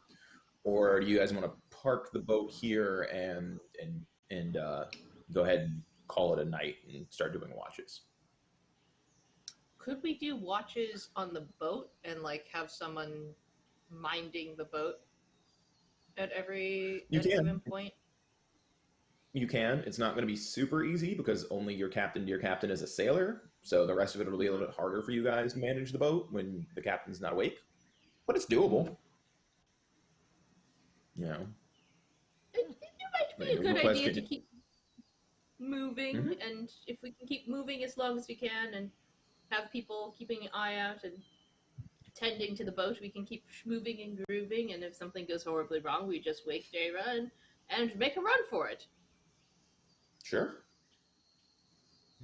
Makes sense. Sounds good. So, who wants to take first watch then? The classic question. I could take first. I gotta take care of Charlie. Sounds good. I have a follow-up question for the group. Are you letting Shri take her own watch by herself? No! Rin will do a watch with Shri if no one else will do a watch with Shri. All right. So who's on? Shri would suggest that watch? it be very late at night because since she's the one with the best sight when it's the darkest, it's the most. So you want that 3 a.m. shift? Graveyard shift. So I'll that 3 a.m. We'll say that's third watch is that 3 a.m. shift. So we got Silphi on first. Who's on second? I don't know. It's on third. I don't know. Who's on third. Well, no, I don't know. Who's on third, but who's on second? Yes. Whatever watch that. Who's on first? Whatever watch Dayra takes, I think Amaranthus is going to take watch with them. Ah. Do we need 4 watches is the question, because if so, then we'll only have 3. No, we only need 3 watches. I'm going to do 9 hours is good. 9 hours of darkness. So it looks like we got Amaranthus and Dayra on second watch, and then Shri and Rin on third watch. So Silphi and Charlie on first. Silphi and Charlie on first. Unfortunately, Charlie doesn't have stats to be on watch. Charlie's helping out in spirit. Charlie's there in spirit. Charlie's in good shape right now. Charlie only loses a charge a week, and it's only been a handful of days, so Charlie hasn't even lost a charge yet. So Charlie's all right for now. That's where Charlie is at. But if some people would like to give us our first watch unless you have a way to see in the dark with a bang. I do actually. Nice. Hang on, I have slurp. Nope, that's not it. Where is the Shri gave me a thing. Where is it? Yes, I did. The drugs. It's time for drugs. Shri gave me drugs. I didn't give you drugs. Shri would never give up her drugs, just so we're clear. I gave you black drops. Mm-hmm. Yeah. That'd be a perfect clip right there for anyone in clipping world. No. I did not give you drugs. I don't give up my drugs. You want to do drugs? I don't give up my She drugs. would never share her drugs. Those are I her. swear to God, I wrote a note on the thing you gave I'm me. looking I it can't up right find now. it. It's also would in give our her chat, Jess. So if you look in our chat in Discord, I sent you what Oh, it it is. is? Thank Yes, I you. sent it to you. You're welcome. That Shri would not maybe I pass the didn't make a bomb at note party. then. Maybe I just had your message. It isn't a huge amount of time, so Yeah, it's only 3d6 minutes. That's totally. I'll Oh. let you to drop. Okay, them well then before I'll you do the save thing. it. So can I save the drops for if I like hear something? You know what I mean? Like, can I like so that I can then Totally. like do a scan? Mm-hmm. Okay. Sounds good. So I'll do my perception and I get a bonus because of my bugs. Hey bugs, what's up? Let's go. Hey. Mm-hmm. Oh, that's not bad. That's not bad. So I get a roll with a boon. That was not good. The boon was not good. 19. 19. So the boat goes by in the water. You very much hear lots of night noises. Off to the left of the boat, you do hear kind of an absentee spot of night noises. Like, it's one of those situations where if you know anything about how people track, it's real hard for animals not to notice people. So it might be a case of there might be somebody out there, but they don't seem to be approaching very close to you all. It's the absence of these noises that tells you something might be up, but it doesn't seem to be closing in. I'll keep my ear on it because my eyes are useless, so just my ears. Yeah. Yep.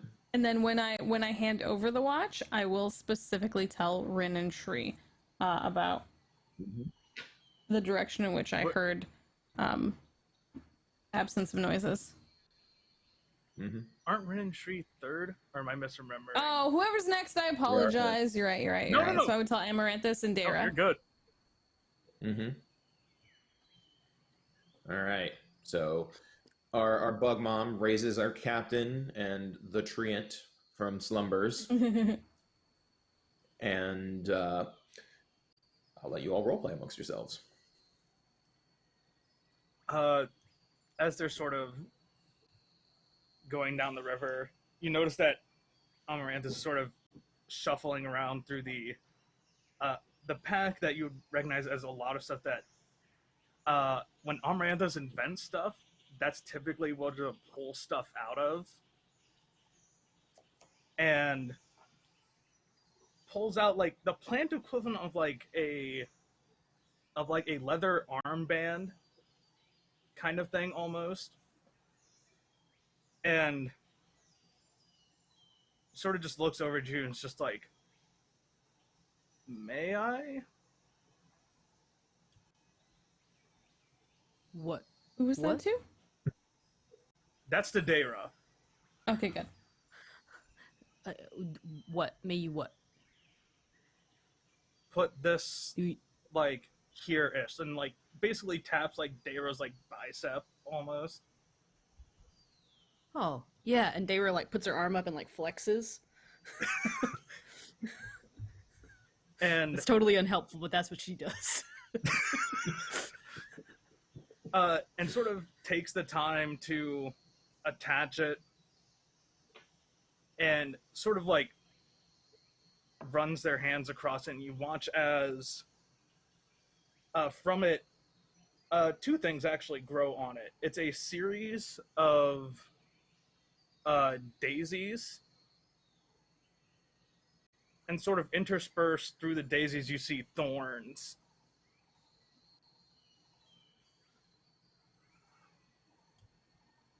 Are the daisies for him? Yeah. They both need to remember him somehow.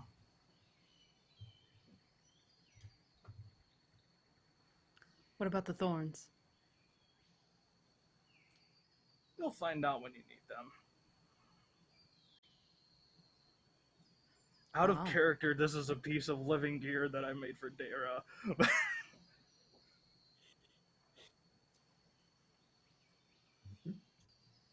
I think you see, like, Dayra, like, regards it for a moment, and then you see she's got it up like this. One of the tentacles from Octavia just comes and kind of, like, touches it, just, like, lightly grazes it, like, patting, like, I approve.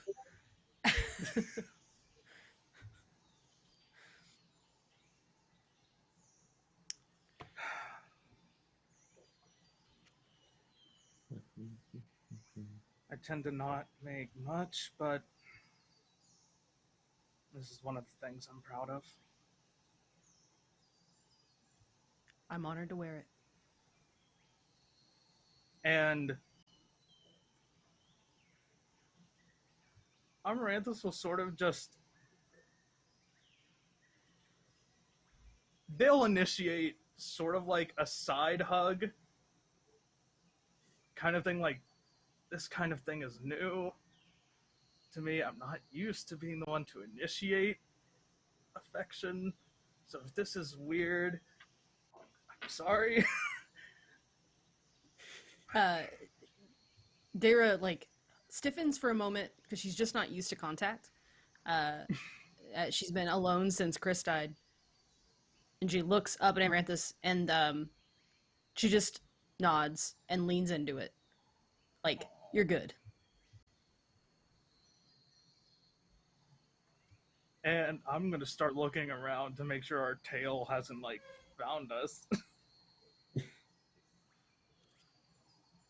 All right. Roll those perception rolls.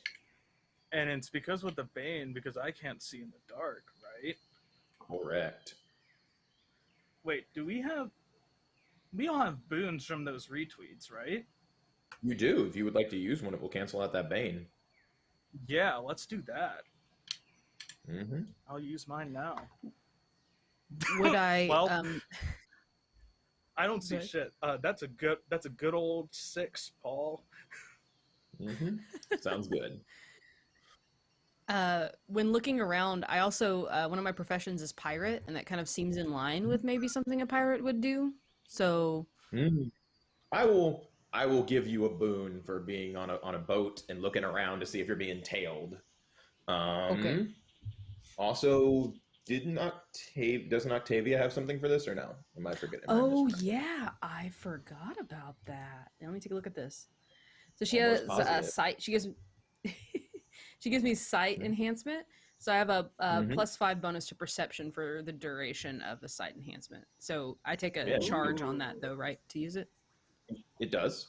Is that how that works? So you can describe what happens with Octavia when you decide to use Octavia to enhance your sight. So what happens is, she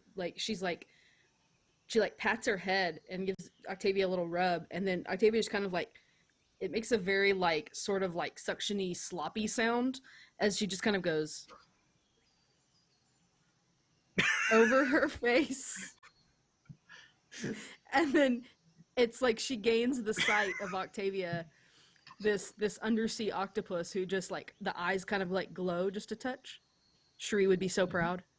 And then she sees in sort of like a, I imagine like night vision goggles type way. Mm-hmm. Sure. There you go. Bada boom. Why living gear is important.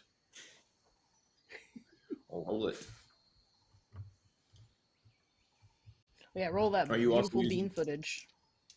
Oh, I love that reference. Let's see.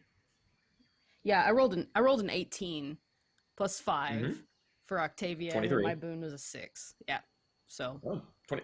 So you see clear as night that there are what appear to be 5 individuals, all very scattered throughout the landscape. Like some of them are kind of in the water. They're trailing much further behind you. It's very clear some of them are kind of doing the same shifting thing you are, where some of them are sleeping and some of them are awake. They are clearly very skilled trackers and silencers and saboteurs. And you quickly notice that, like, you never saw that person, never mind. That they are kind of floating behind you in a manner that is designed to track where you are going, but not clearly close enough where they are presenting themselves as a horrible threat at this point in time. Can I tell anything about these people's profession at all, other than knowing that they obviously are very good trackers? Given the way they are carrying themselves, they are probably all killers in some regard. Okay. Dangerous folks. So Octavia's down over her head, and she's like, these eyes are just kind of like pulsing just a bit as she looks in that direction. And then she turns to Amaranthus, still with Octavia on her head, over her eyes, and says, they're dangerous. They've got to be, the way they're carrying themselves. It's like this octopus just sort of like, just kind of like, as she nods her head, the octopus just kind of...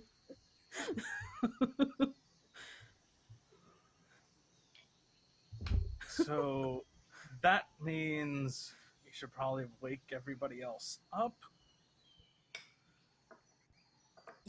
Yeah, we need to get out of their way quick, and we need to lose them. I think Dayra would try to see, like, look around and see if there was some place she could, like, take the group, or, like, mask their trail, or, like, disappear down some, like, little something. Not really. You're kind of running toward the end of the tributary where you know you're going to have to get off the boat and hit into the actual woods for a while. Shortly. Oh, yeah. Probably within the next That may be 2 or 3 the hours. answer. Okay. I would say let's pull over here. Let's just go ahead and pull over and start walking. They won't expect it. We can go that way. Because we need to get out. We need to find a way to hide from these folks, and they're good trackers. Maybe with your abilities, we can be a little more sneaky. All right. Still with the octopus over her face. Yeah. Amaranthus is just gonna start, like, waking people up. Mm-hmm. Cool. Get up. Who do you wake up and what? I mean, I'm just gonna wake everybody up. I'd probably start with Ren, since Ren is, like, probably the most combat capable person in this group if we need to start fighting these people. And yeah, I mean, doesn't matter. All I know is I'm waking up Ren first, but I'm waking everybody up. Okay. So you are all aroused by Amaranthus. You may roleplay amongst yourselves. The boat seems to be drifting closer to shore as you're awoken. Are we Get up. running? We're getting ready to run. Yep. How are we carrying how do we want to distribute the glass to be carried?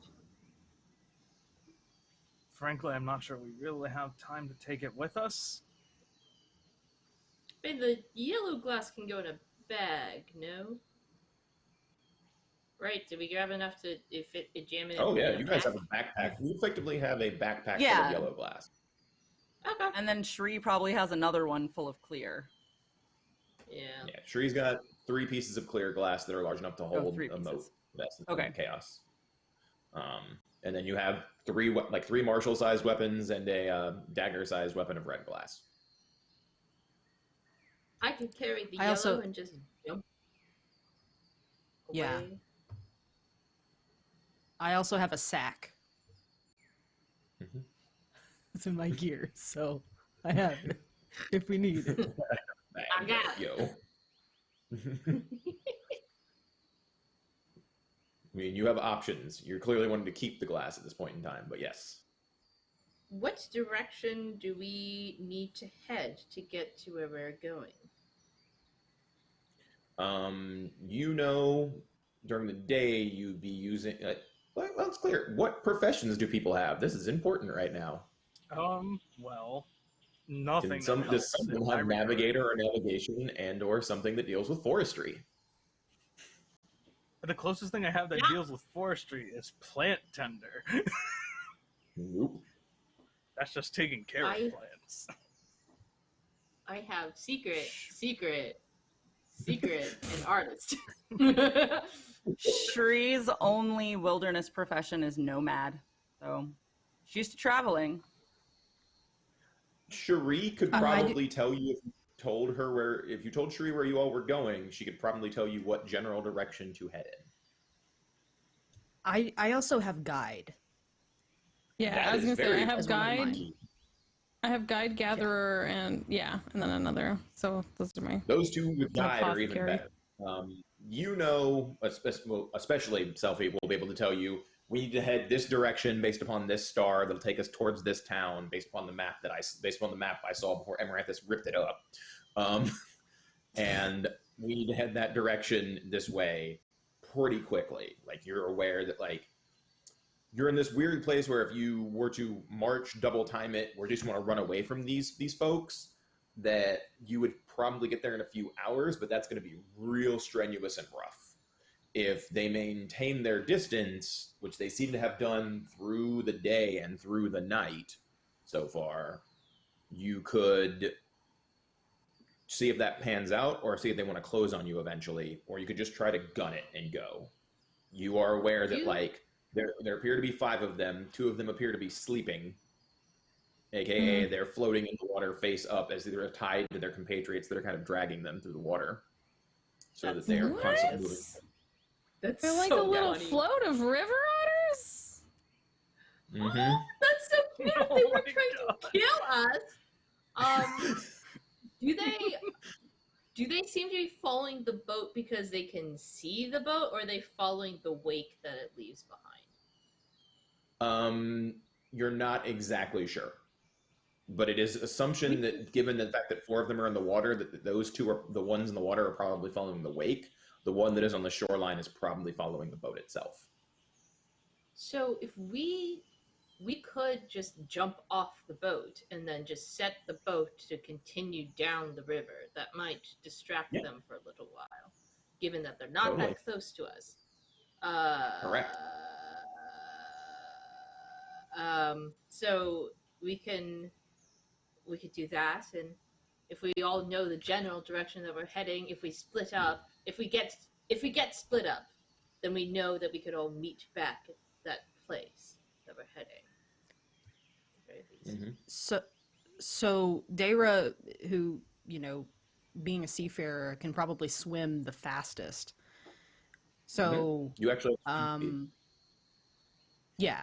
So I'm thinking perhaps Dayra would, like, do something on the boat, like she's on watch, but like maybe pulling out a like small sail and like flapping it out, like she's trying to clean it, like, or something, you know, and then kind of distract from people kind of blooping in the water, like just bloop, and just like try to be as still as possible. And then she would then, you know, pretend to like lay down or sit down behind stuff and then ploop her way over and then catch up with everybody, right? And then that way she can kind of be the distraction. Everyone else can take off, you know? Sure. Yeah. And Rin can jump with some of the stuff and or maybe a person, like, at least to get onto the shore, perhaps. So we can do that. We can take.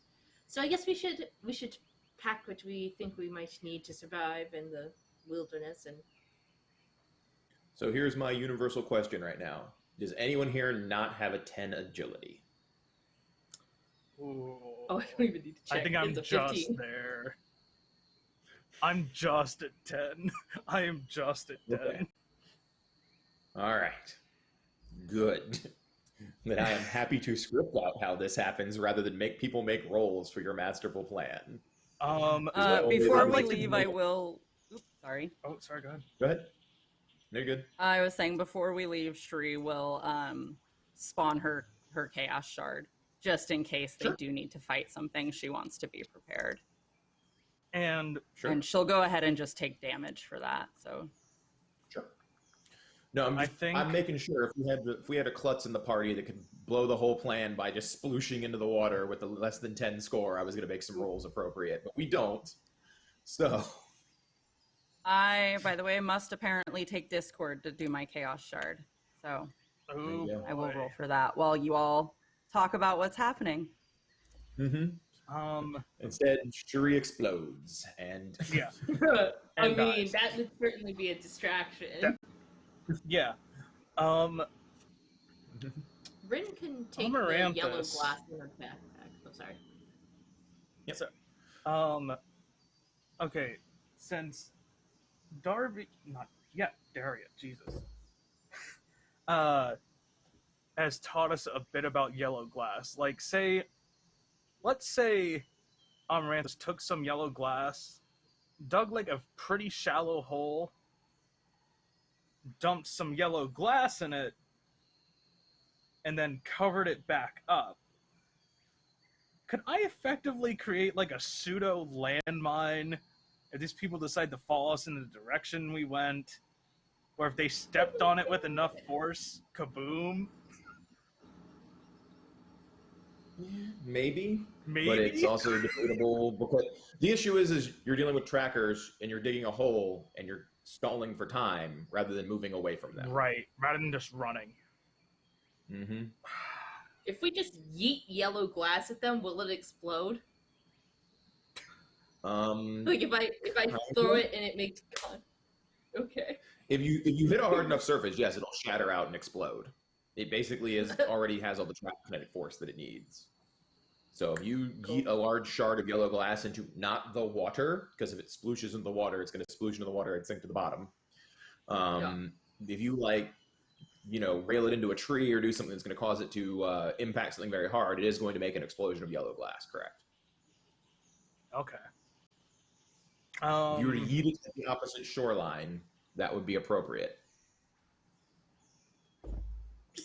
It's like these guys maybe watched you harvest all this glass for a few days and didn't want to get caught in explosions. What? No. Pause, explosions. Mm-hmm. I think... So Oh, sorry, go ahead. you see Shri's basically chaos dagger, that opalescent magical thing appear in her hand, and you see all of her facial features vanish and her skin across her face just looks completely smooth. Nope. Not a fan. Nope. Respectfully, what the fuck? What the fuck just happened? Can they even speak? It doesn't affect any of her senses. Okay. She's just like, sometimes the magic goes a little weird. It went a little weird. Also, given where her Discord is, right. Actually, no, never mind. There's no other changes, just that. We're good. That's what happens. So Shuri currently looks like Question from DC Comics. Respectfully, that's his creepy as shit. Dayra, who still has an octopus top half of her head, looks over at her. That's horrible.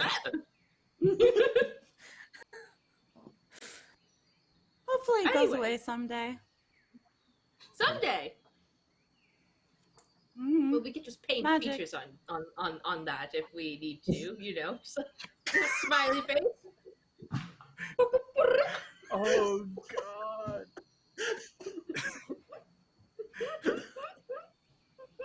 Oh. All right. I think Amaranthus is going to stick to the back of this running party just to try and make sure, not like slowing down necessarily, but will like glance back to see if Dayra eventually is following them in some capacity. Sure. So Dayra manages to make what appears to be a fairly... No one's eating glass, right? Are we going with the... No. Glass? That was just a Making sure hypothetical. before I do narration that we're not eating glass. I need clarification. I thought you said eating for a second there, eating. and like... I mean, there are some people who do that. That's why it didn't cross my mind as impossible for a second. Yep. So, Dayra makes a very large distraction that seems to call the attention of these trackers as you all slip into the water and across to the shoreline quickly, one at a time. After a few moments, Dayra leans over the edge of the boat herself, and your ferry that has taken you across this very long journey heads back on the river, unmanned and unaccompanied. As you all hit the shoreline, try to make a stealthy withdrawal into the tree line, and then start going from the sound of things. Do people start to slow down and make sure they're catching up as a group, or do they just all book full force, full run individually? Or do you guys kind of wait back up after a while? We can wait a little bit, I would assume, because until they're clearly following us, Rin wouldn't be booking it. Besides, she can also jump like effectively a mile or something to that effect if she's you can jump. And we all know you can effectively extremely kill two people. So I can just at least exterminate people. Oh, did I rest enough to get rid of the damage from my charges? Yes, you've rested. You guys rested over the course of 2 days. After you guys run for a bit, you hit to a clearing. You all kind of meet back up. No one appears to be following you. What do you all do? I think once we all meet back up, Amaranthus is just like, I think we need to focus on putting on as much distance between us and them as possible. So I say we just run.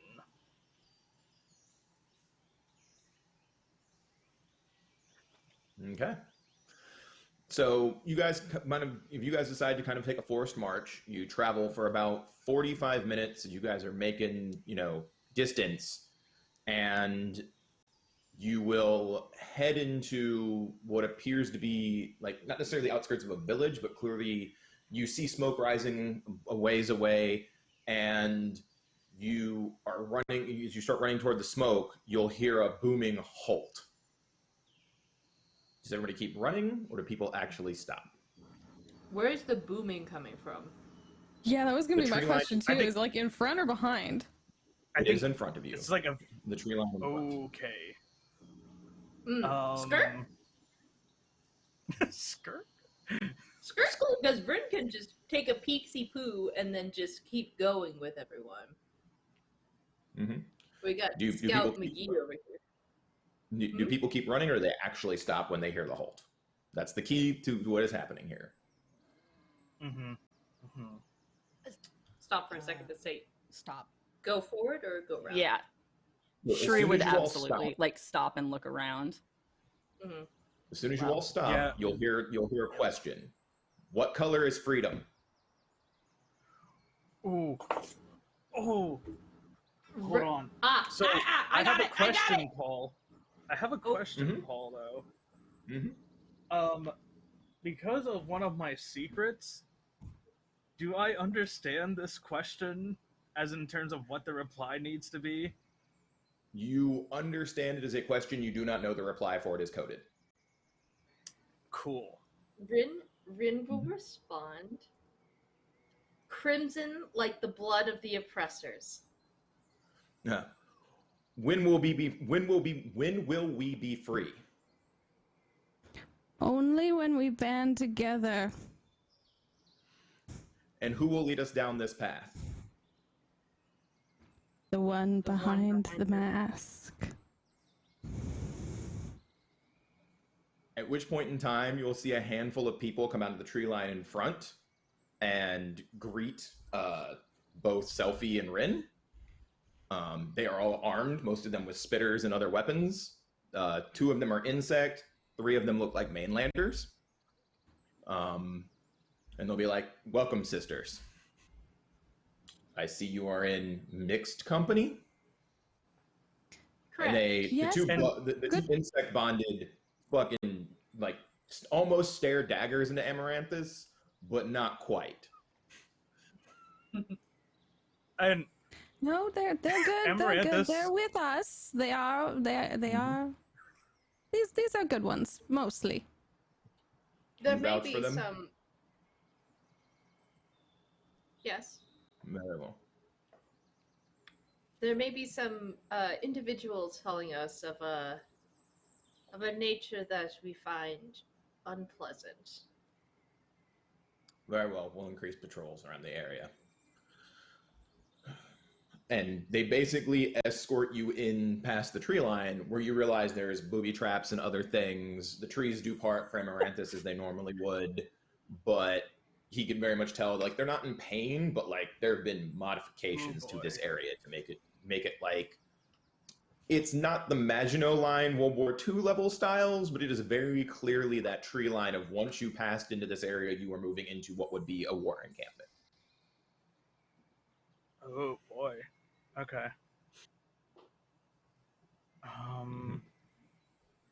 Are the two insect new Gaians still sort of staring daggers at me? One of them is always keeping an eye on you.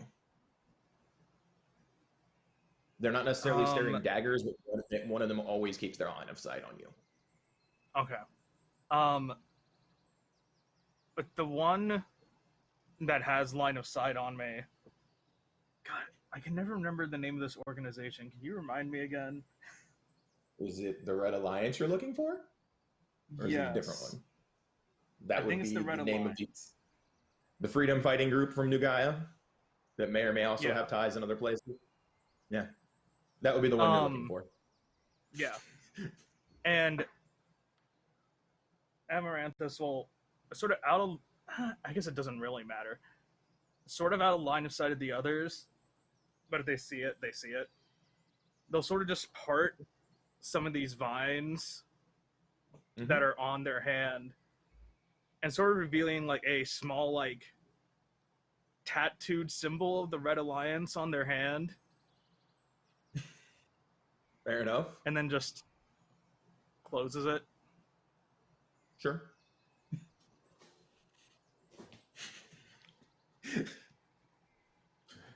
Y'all motherfuckers didn't see that? What's happening? What? What? Y'all didn't see that? But they'll take you into town. They'll take you into what this appears to be a war encampment for a staging area. It's mostly made up of mainlanders who look to be from the far eastern kingdoms. If you take note of them, most of them don't look like super experienced fighters. They appear to be mostly townsfolk. The individuals there that, if you're familiar with military doctrine, you know that usually you send in specialists to train people. This looks like a specialist training camp situation where there are people there that are clearly hardened fighters and people there that are clearly townspeople learning guerrilla warfare. And the difference is very apparent because a lot of the hardened fighters have pieces of living gear equipment, a lot of them spitters because they're much easier to make for insect bonded, and a lot of very clear notions that these individuals are not the average people that live here. Whereas in a lot of the rural fighters they're training are using bows and arrows, non-bonded weapons. It's the difference. That's my door buzzer. I'll be right back. Because we're all I was like, is confused. there a violin? I was like, is that the horn? And there's about to be a sea shanty. But no, so you very much that you are seeing what very much looks to be a guerrilla training camp. They take you in to what appears to be a tent. Inside of the tent is a insect bound that Silphi recognizes. It is a younger man who may or may not be related to you in some fashion, probably a nephew of some sort, a bit younger. He is real surprised to see you. Like, he's like, very much like, auntie? Like, that look of like, I did not expect to see you here. I go up and pitch his cheeks. It is requirements of an auntie. And I checked. I make him. I like. I look to see if he looks like he needs food, because that's also my job. No, he does. He looks well fed. Oh, good. It's your nephew Very Vulcan. good. This is a very impressive camp. Sorry. Mm-hmm. Yeah, he's young and headstrong. He joined the Red Alliance, kind of following after you, but not really. He's been trying to make a bigger name for himself, so he took upon this particular job in the Far East. Oh yeah, but you he's go. super surprised to see you. What's his name? Vulcan. Balkan? Vulcan. Thank you. Not a problem. I didn't expect to see you out here. What brings you to our encampment? Well, you know, that's something of a story. I don't think we particularly meant to stumble upon your encampment, but it's actually very favorable for us. We were being followed. We are on our way. We have a bit of a mystery that we have been trying to look into. A bit of an odd situation we stumbled ourselves into. What's that?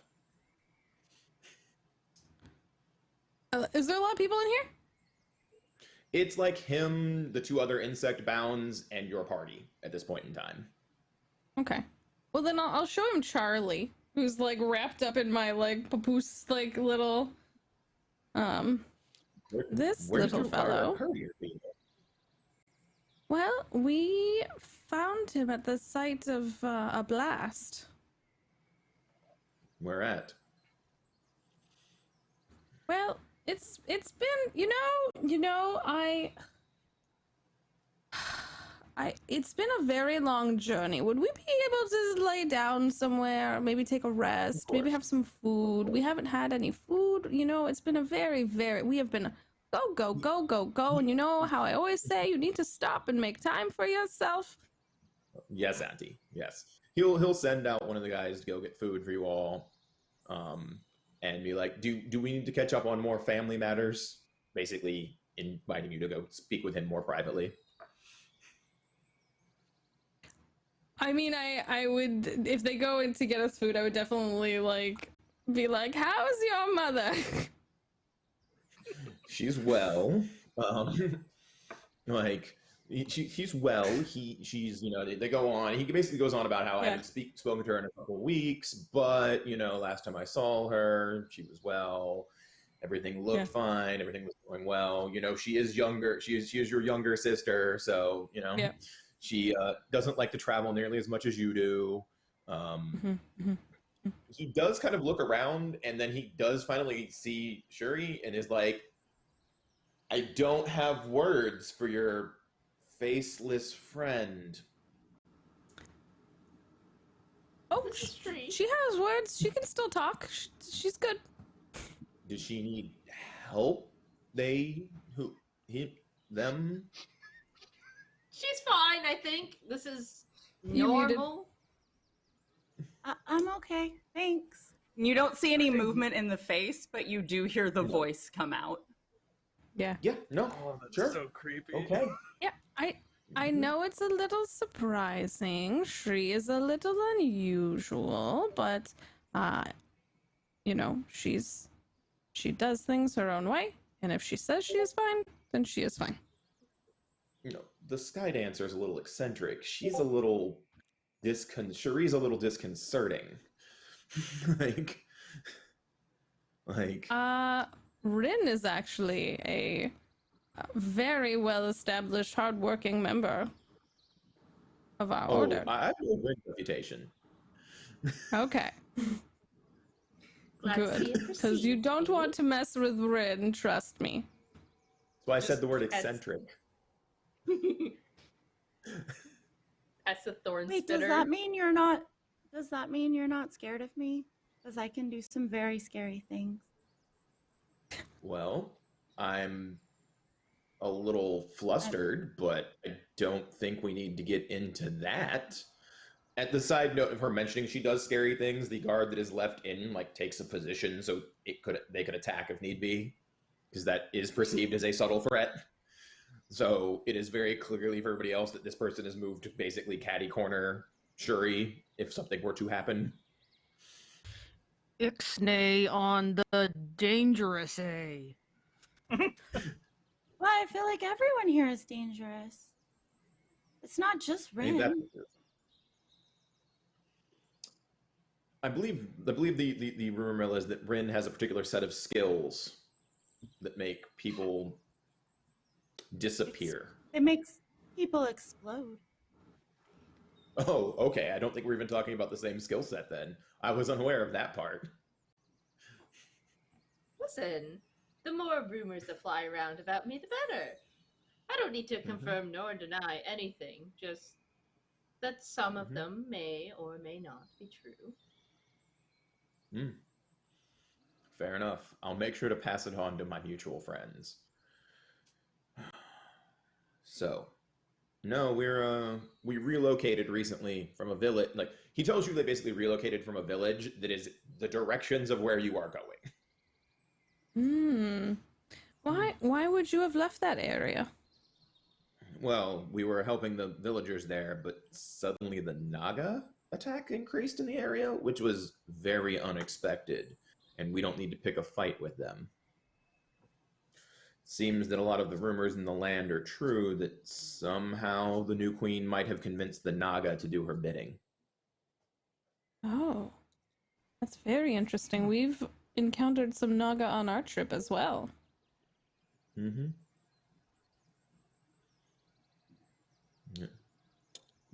So your trip to, again, I'm happy to see you, but I'm just surprised to see you. Well, we are trying to take this little fella home. I think. I'm not certain, but I'm pretty sure. That's, you know, we're kind of just going with the flow, you know? When life gives you bug bags, you take them places. That is essentially fair. what we're doing. Yeah. So, do you know what's in the courier beetle? No, I have not gotten Charlie to open. He's quite testy, aren't you, Charlie? And I tap on him. So you don't have the antenna? I do not have the antenna. That is what we're trying to take him to discover. We may have obtained Charlie from mutual acquaintances who were not able to carry Charlie to his destination. Co-workers, I suppose. Yeah, I hear you. He looks to the captain and Shuri and asks them to if they would like to check out the tents where they might be staying this evening. We want to get us out of here so you business, because whatever this spy shit that's going on, I feel like I've been lied to. But hey, I guess we've all got some secrets, don't we? Fine, we'll leave. Spies? Okay. You did things during the hardly year. say we're spies. Yes, we're not spies. Of course not. Well, at least Silphi's not a spy. I mean, we're freedom fighters, not, spies. Yes, we're simply... Dayra, I don't know if you've noticed, but a lot of people don't really like me. And unfortunately, that's the case all over. Where those of us who are favored with insect blessings are shunned or looked down upon, or far worse in some situations, quite honestly. Yeah, not we exactly the best are rap. simply... Sorry? Not exactly the best rap. We are a group that hopes for equality, however we may come about it, whether that is sometimes directly or sometimes indirectly.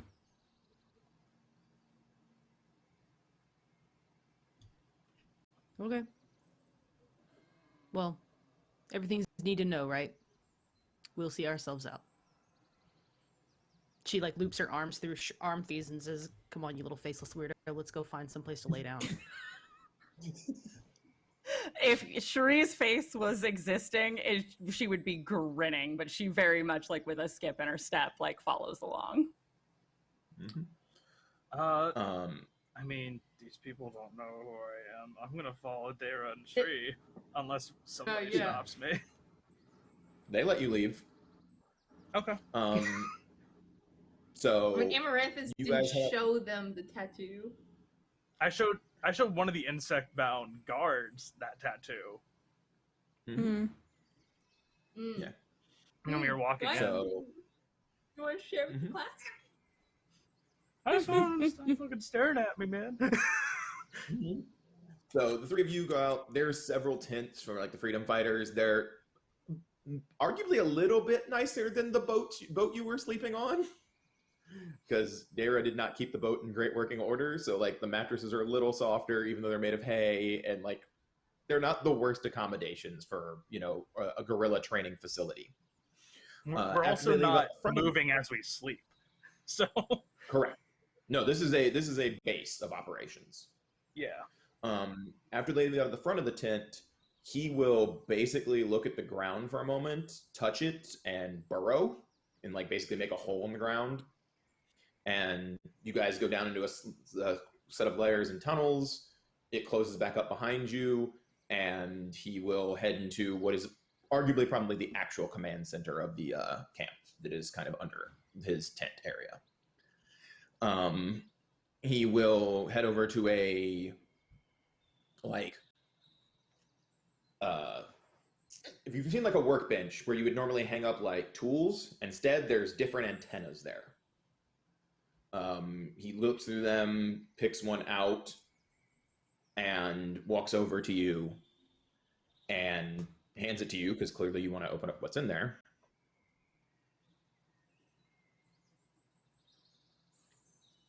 Thank you. So I was getting worried that you know, that Charlie was gonna get hungry, because you know they simply so stubborn. I can open them up and I can talk. Well, doesn't he look like a Charlie to you? You say so, Auntie. Yes. Well, I do. All right. Oh my god. I go over a little bit towards Rin. I'm not like trying to turn my back on him or anything. I'm not trying to be like rude, but I'm just like very clearly like wanting to share this with someone in my party. Mm-hmm. Okay. I suppose let's finally get to meet Charlie properly. Charlie, you ready to show us what you've got? Can we open up Charlie? Yep, you insert the antenna. Charlie's back flutters open like you would normally see wings, but it reaches out, and inside of it is what appears to be a lot of parchment. Inside the parchment, if you actually lay it out, it is clearly set up and coded. At the upper left corner, Rin immediately notices the seal of the Kingfisher Society. And it appears to be documents of some sort, but they're not written in like normal common speak. They're written clearly coded. Vulcan heads over to the wall and picks up another like set of documents and lays them down next to them. And you will, if you look at back and forth, you realize he has basically the decoding for that particular set of documents. Okay. What? As you're looking at it, you realize it seems to be a list of agents that the Kingfishers has that are active in the Far East. Among that list of as well as some locations about where some of them are located or will be located within the next 3 weeks.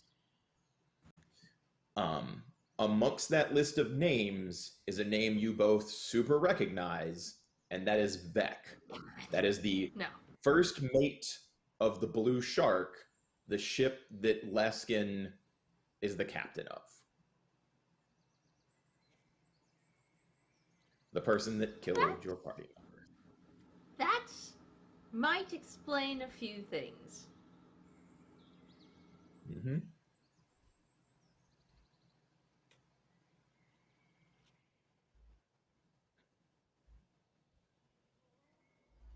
I'm making notes. Sorry.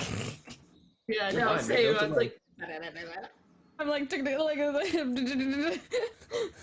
Mm-hmm. well, this. Mhm. Go ahead. I appreciate this. This will help us greatly to determine who's pulling whose strings in the area.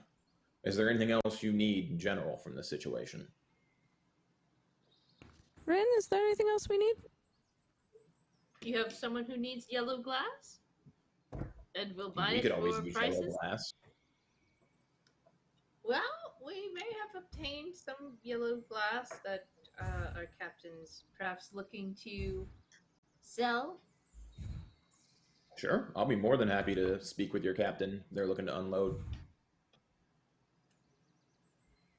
Yes, I think she would appreciate that. We've had quite the journey. I think the kingfishers are on our tail. We sort of That would explain a lot. took this directly under the nose of a kingfisher agent. That would explain why the delivery didn't come on time. Well, we greatly appreciate it. It'll help our efforts in the region immensely. And he will let you out. Basically, he'll let you back out of the tunnels so you can go meet with the rest of your party and let you know that he will come talk to your captain here shortly. Okay. Sounds good. So I will let you all role play a bit because we are pushing toward 10. I would like to wrap a little soon, but I do want to do a time skip, hopefully, if we can get that in. Yeah. Dayra, good news. We found a place to sell the glass. Oh, Literally They'll buy right it? here, right now. Though Oh. they're interested. hey. Quicker we can unload, the better. Yes, less to carry in our journey to where we're going. Also, good news, we opened Charlie.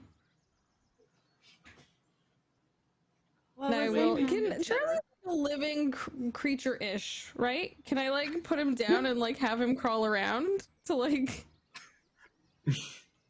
I mean, I guess if you. Oh, did you ask to take Charlie back with you? Because the assumption is you would have left him with. I would not Yeah, let them keep Charlie! Charlie. Are you kidding? We need our party mascot, Paul. He lets you take Charlie because you're his aunt. He doesn't want to have the argument at that point in time.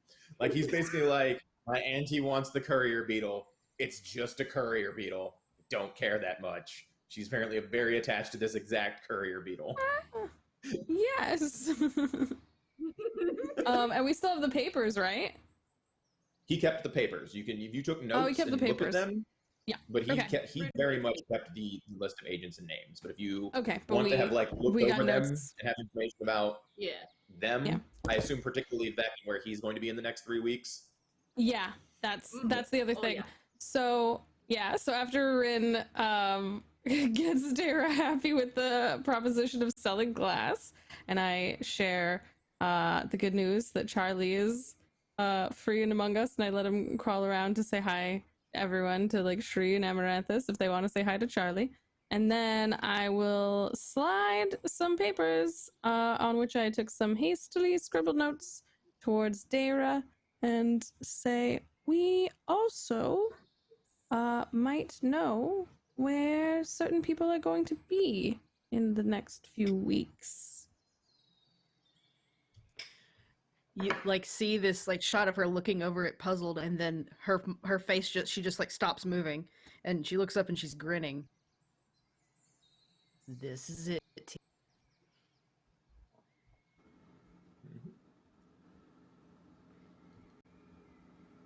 See, Charlie was worth the wait to bring him where he properly needs to go. And now we have a new friend out of it, I guess. And sort of just... We've had a new friend. He's been with us this whole time.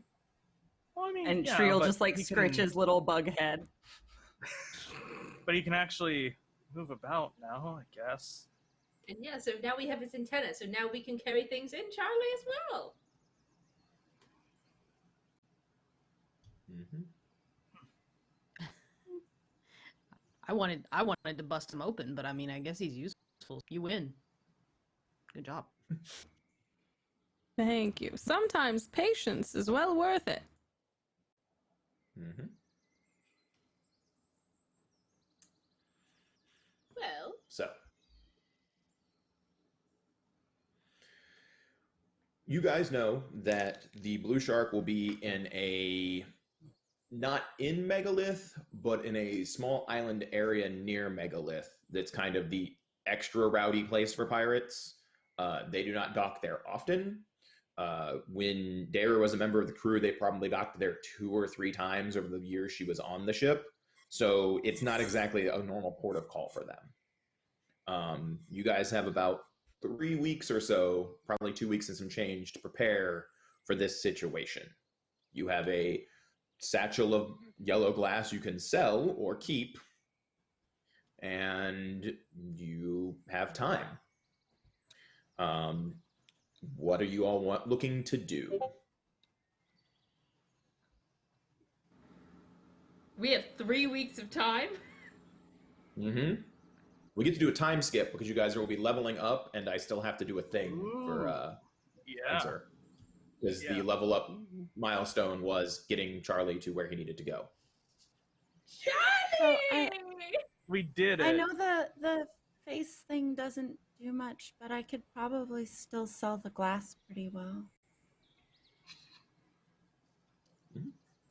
I mean, you can certainly try to. Mm-hmm. I've never failed at it before. Then you can have fun with that.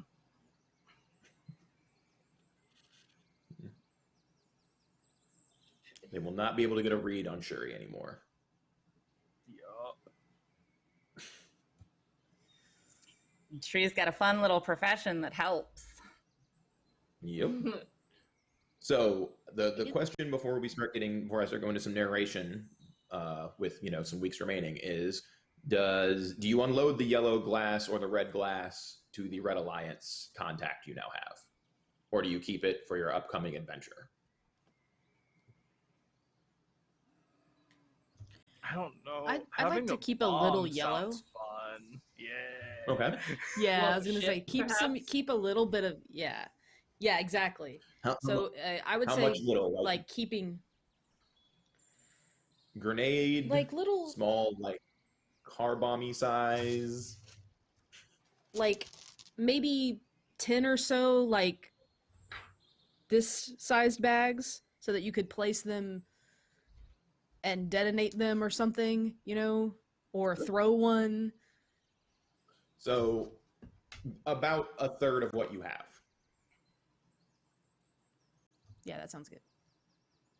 So for negotiations, they'll basically end up giving you 9 sapphires up front, out like 9K sapphires for what you have if you're keeping that particular amount. Are you also looking to sell the pieces of red to them as well, or no?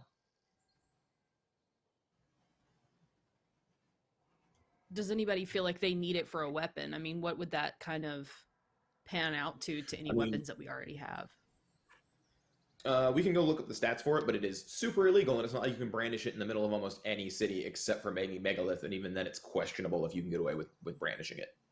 Red glass is assassin's glass, and you're gonna get labeled as killers at that point in time with no ifs, ands, or buts about it. Rin might like a little bit of the red glass as a knife, perhaps.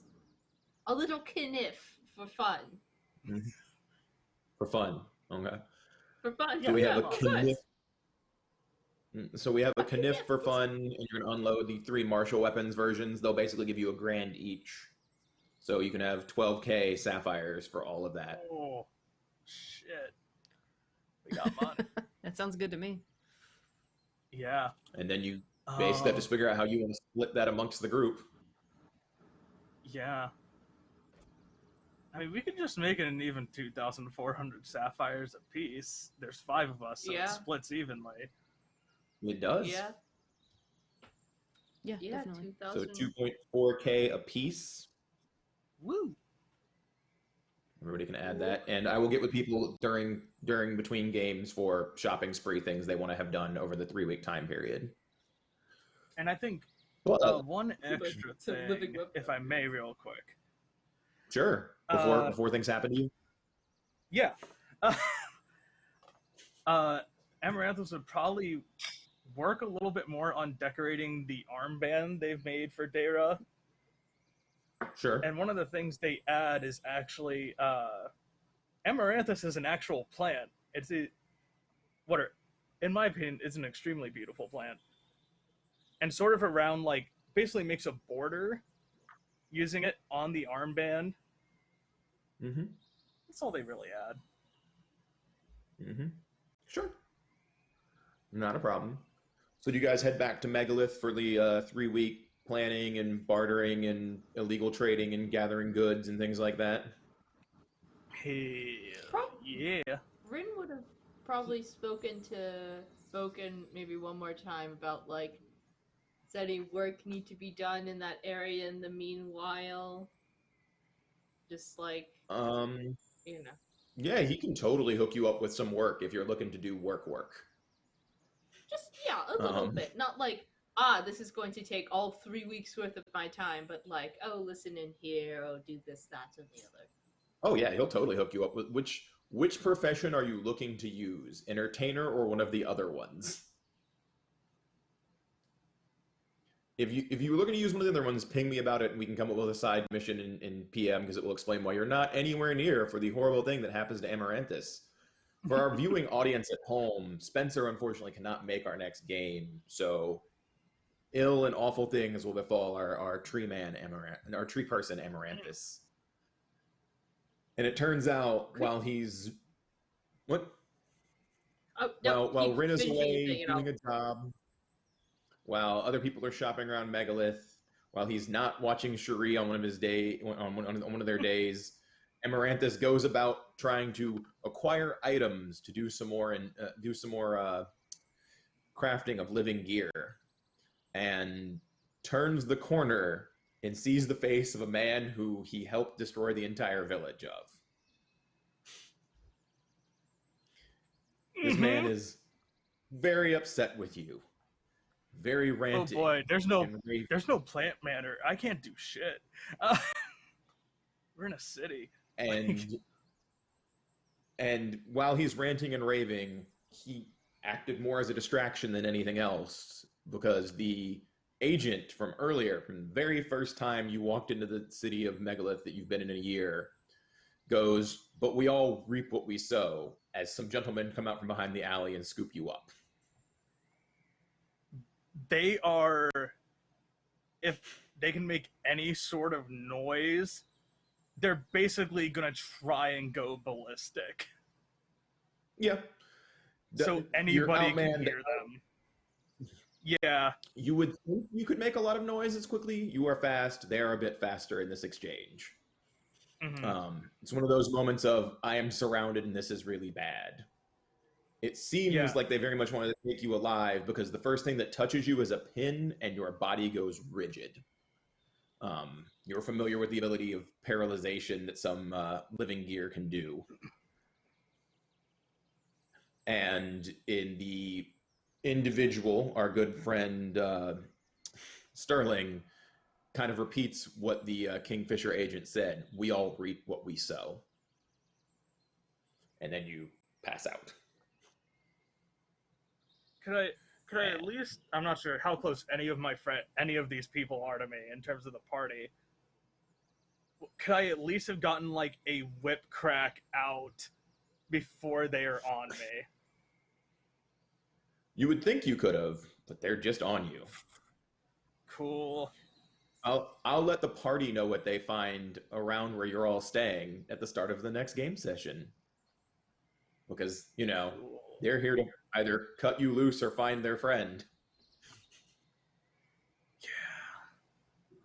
And I think that, other than our, that closes off the game, but I think we're ready to do closing advertisements and announcements and talk about ourselves. So once again, I will hand the floor over to Jess for the outro. Hi, Hi, it's me. My name is Jess. You can find me at go_JG in pretty much all the places online, unless they wouldn't let me have that, and then it's Go Jess. Like go me, yay. Sorry, I'm sleepy.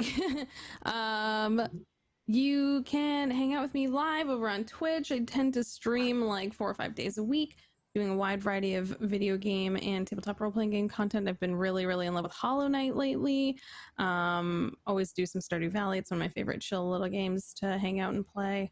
Yeah, I just wrapped up a month of fundraising and queer as heck TTRPG content, including Tabletop Games Day, emphasis on the gay, where we ran queer as heck games for charity, and we raised over $1,600 for charity, and that was awesome. So if any of that stuff sounds like fun, feel free to find me on Twitch and Twitter, and then let's hang out for games. Yay.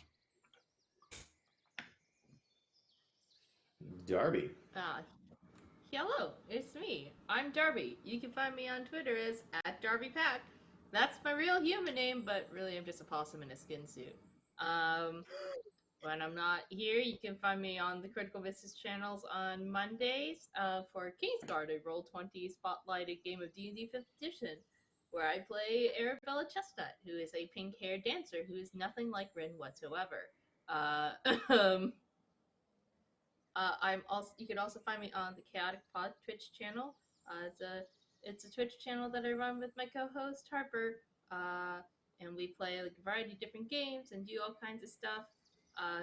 You can catch us there Tuesdays. I think today we run Hidden Magics, which is our pre-recorded D&D campaign. Wednesdays I do games at 6 p.m. PST, and we also do stuff on Saturdays and Sundays, I think. We've changed our schedule recently, and I remember nothing, for I have one brain cell. It's only possum. Yeah, and if you like hearing me yammer, you can listen to the Chaotic Pod, or Chaotic Creations podcast, where Harper and I take weird prompts to make weird TTRPG characters. We've been on a bit of hiatus for a while, but we're gonna come back in July because life has been chaotic as all honkin' heck, and now we're settling. So, yeah, I think those are all the places you can find me.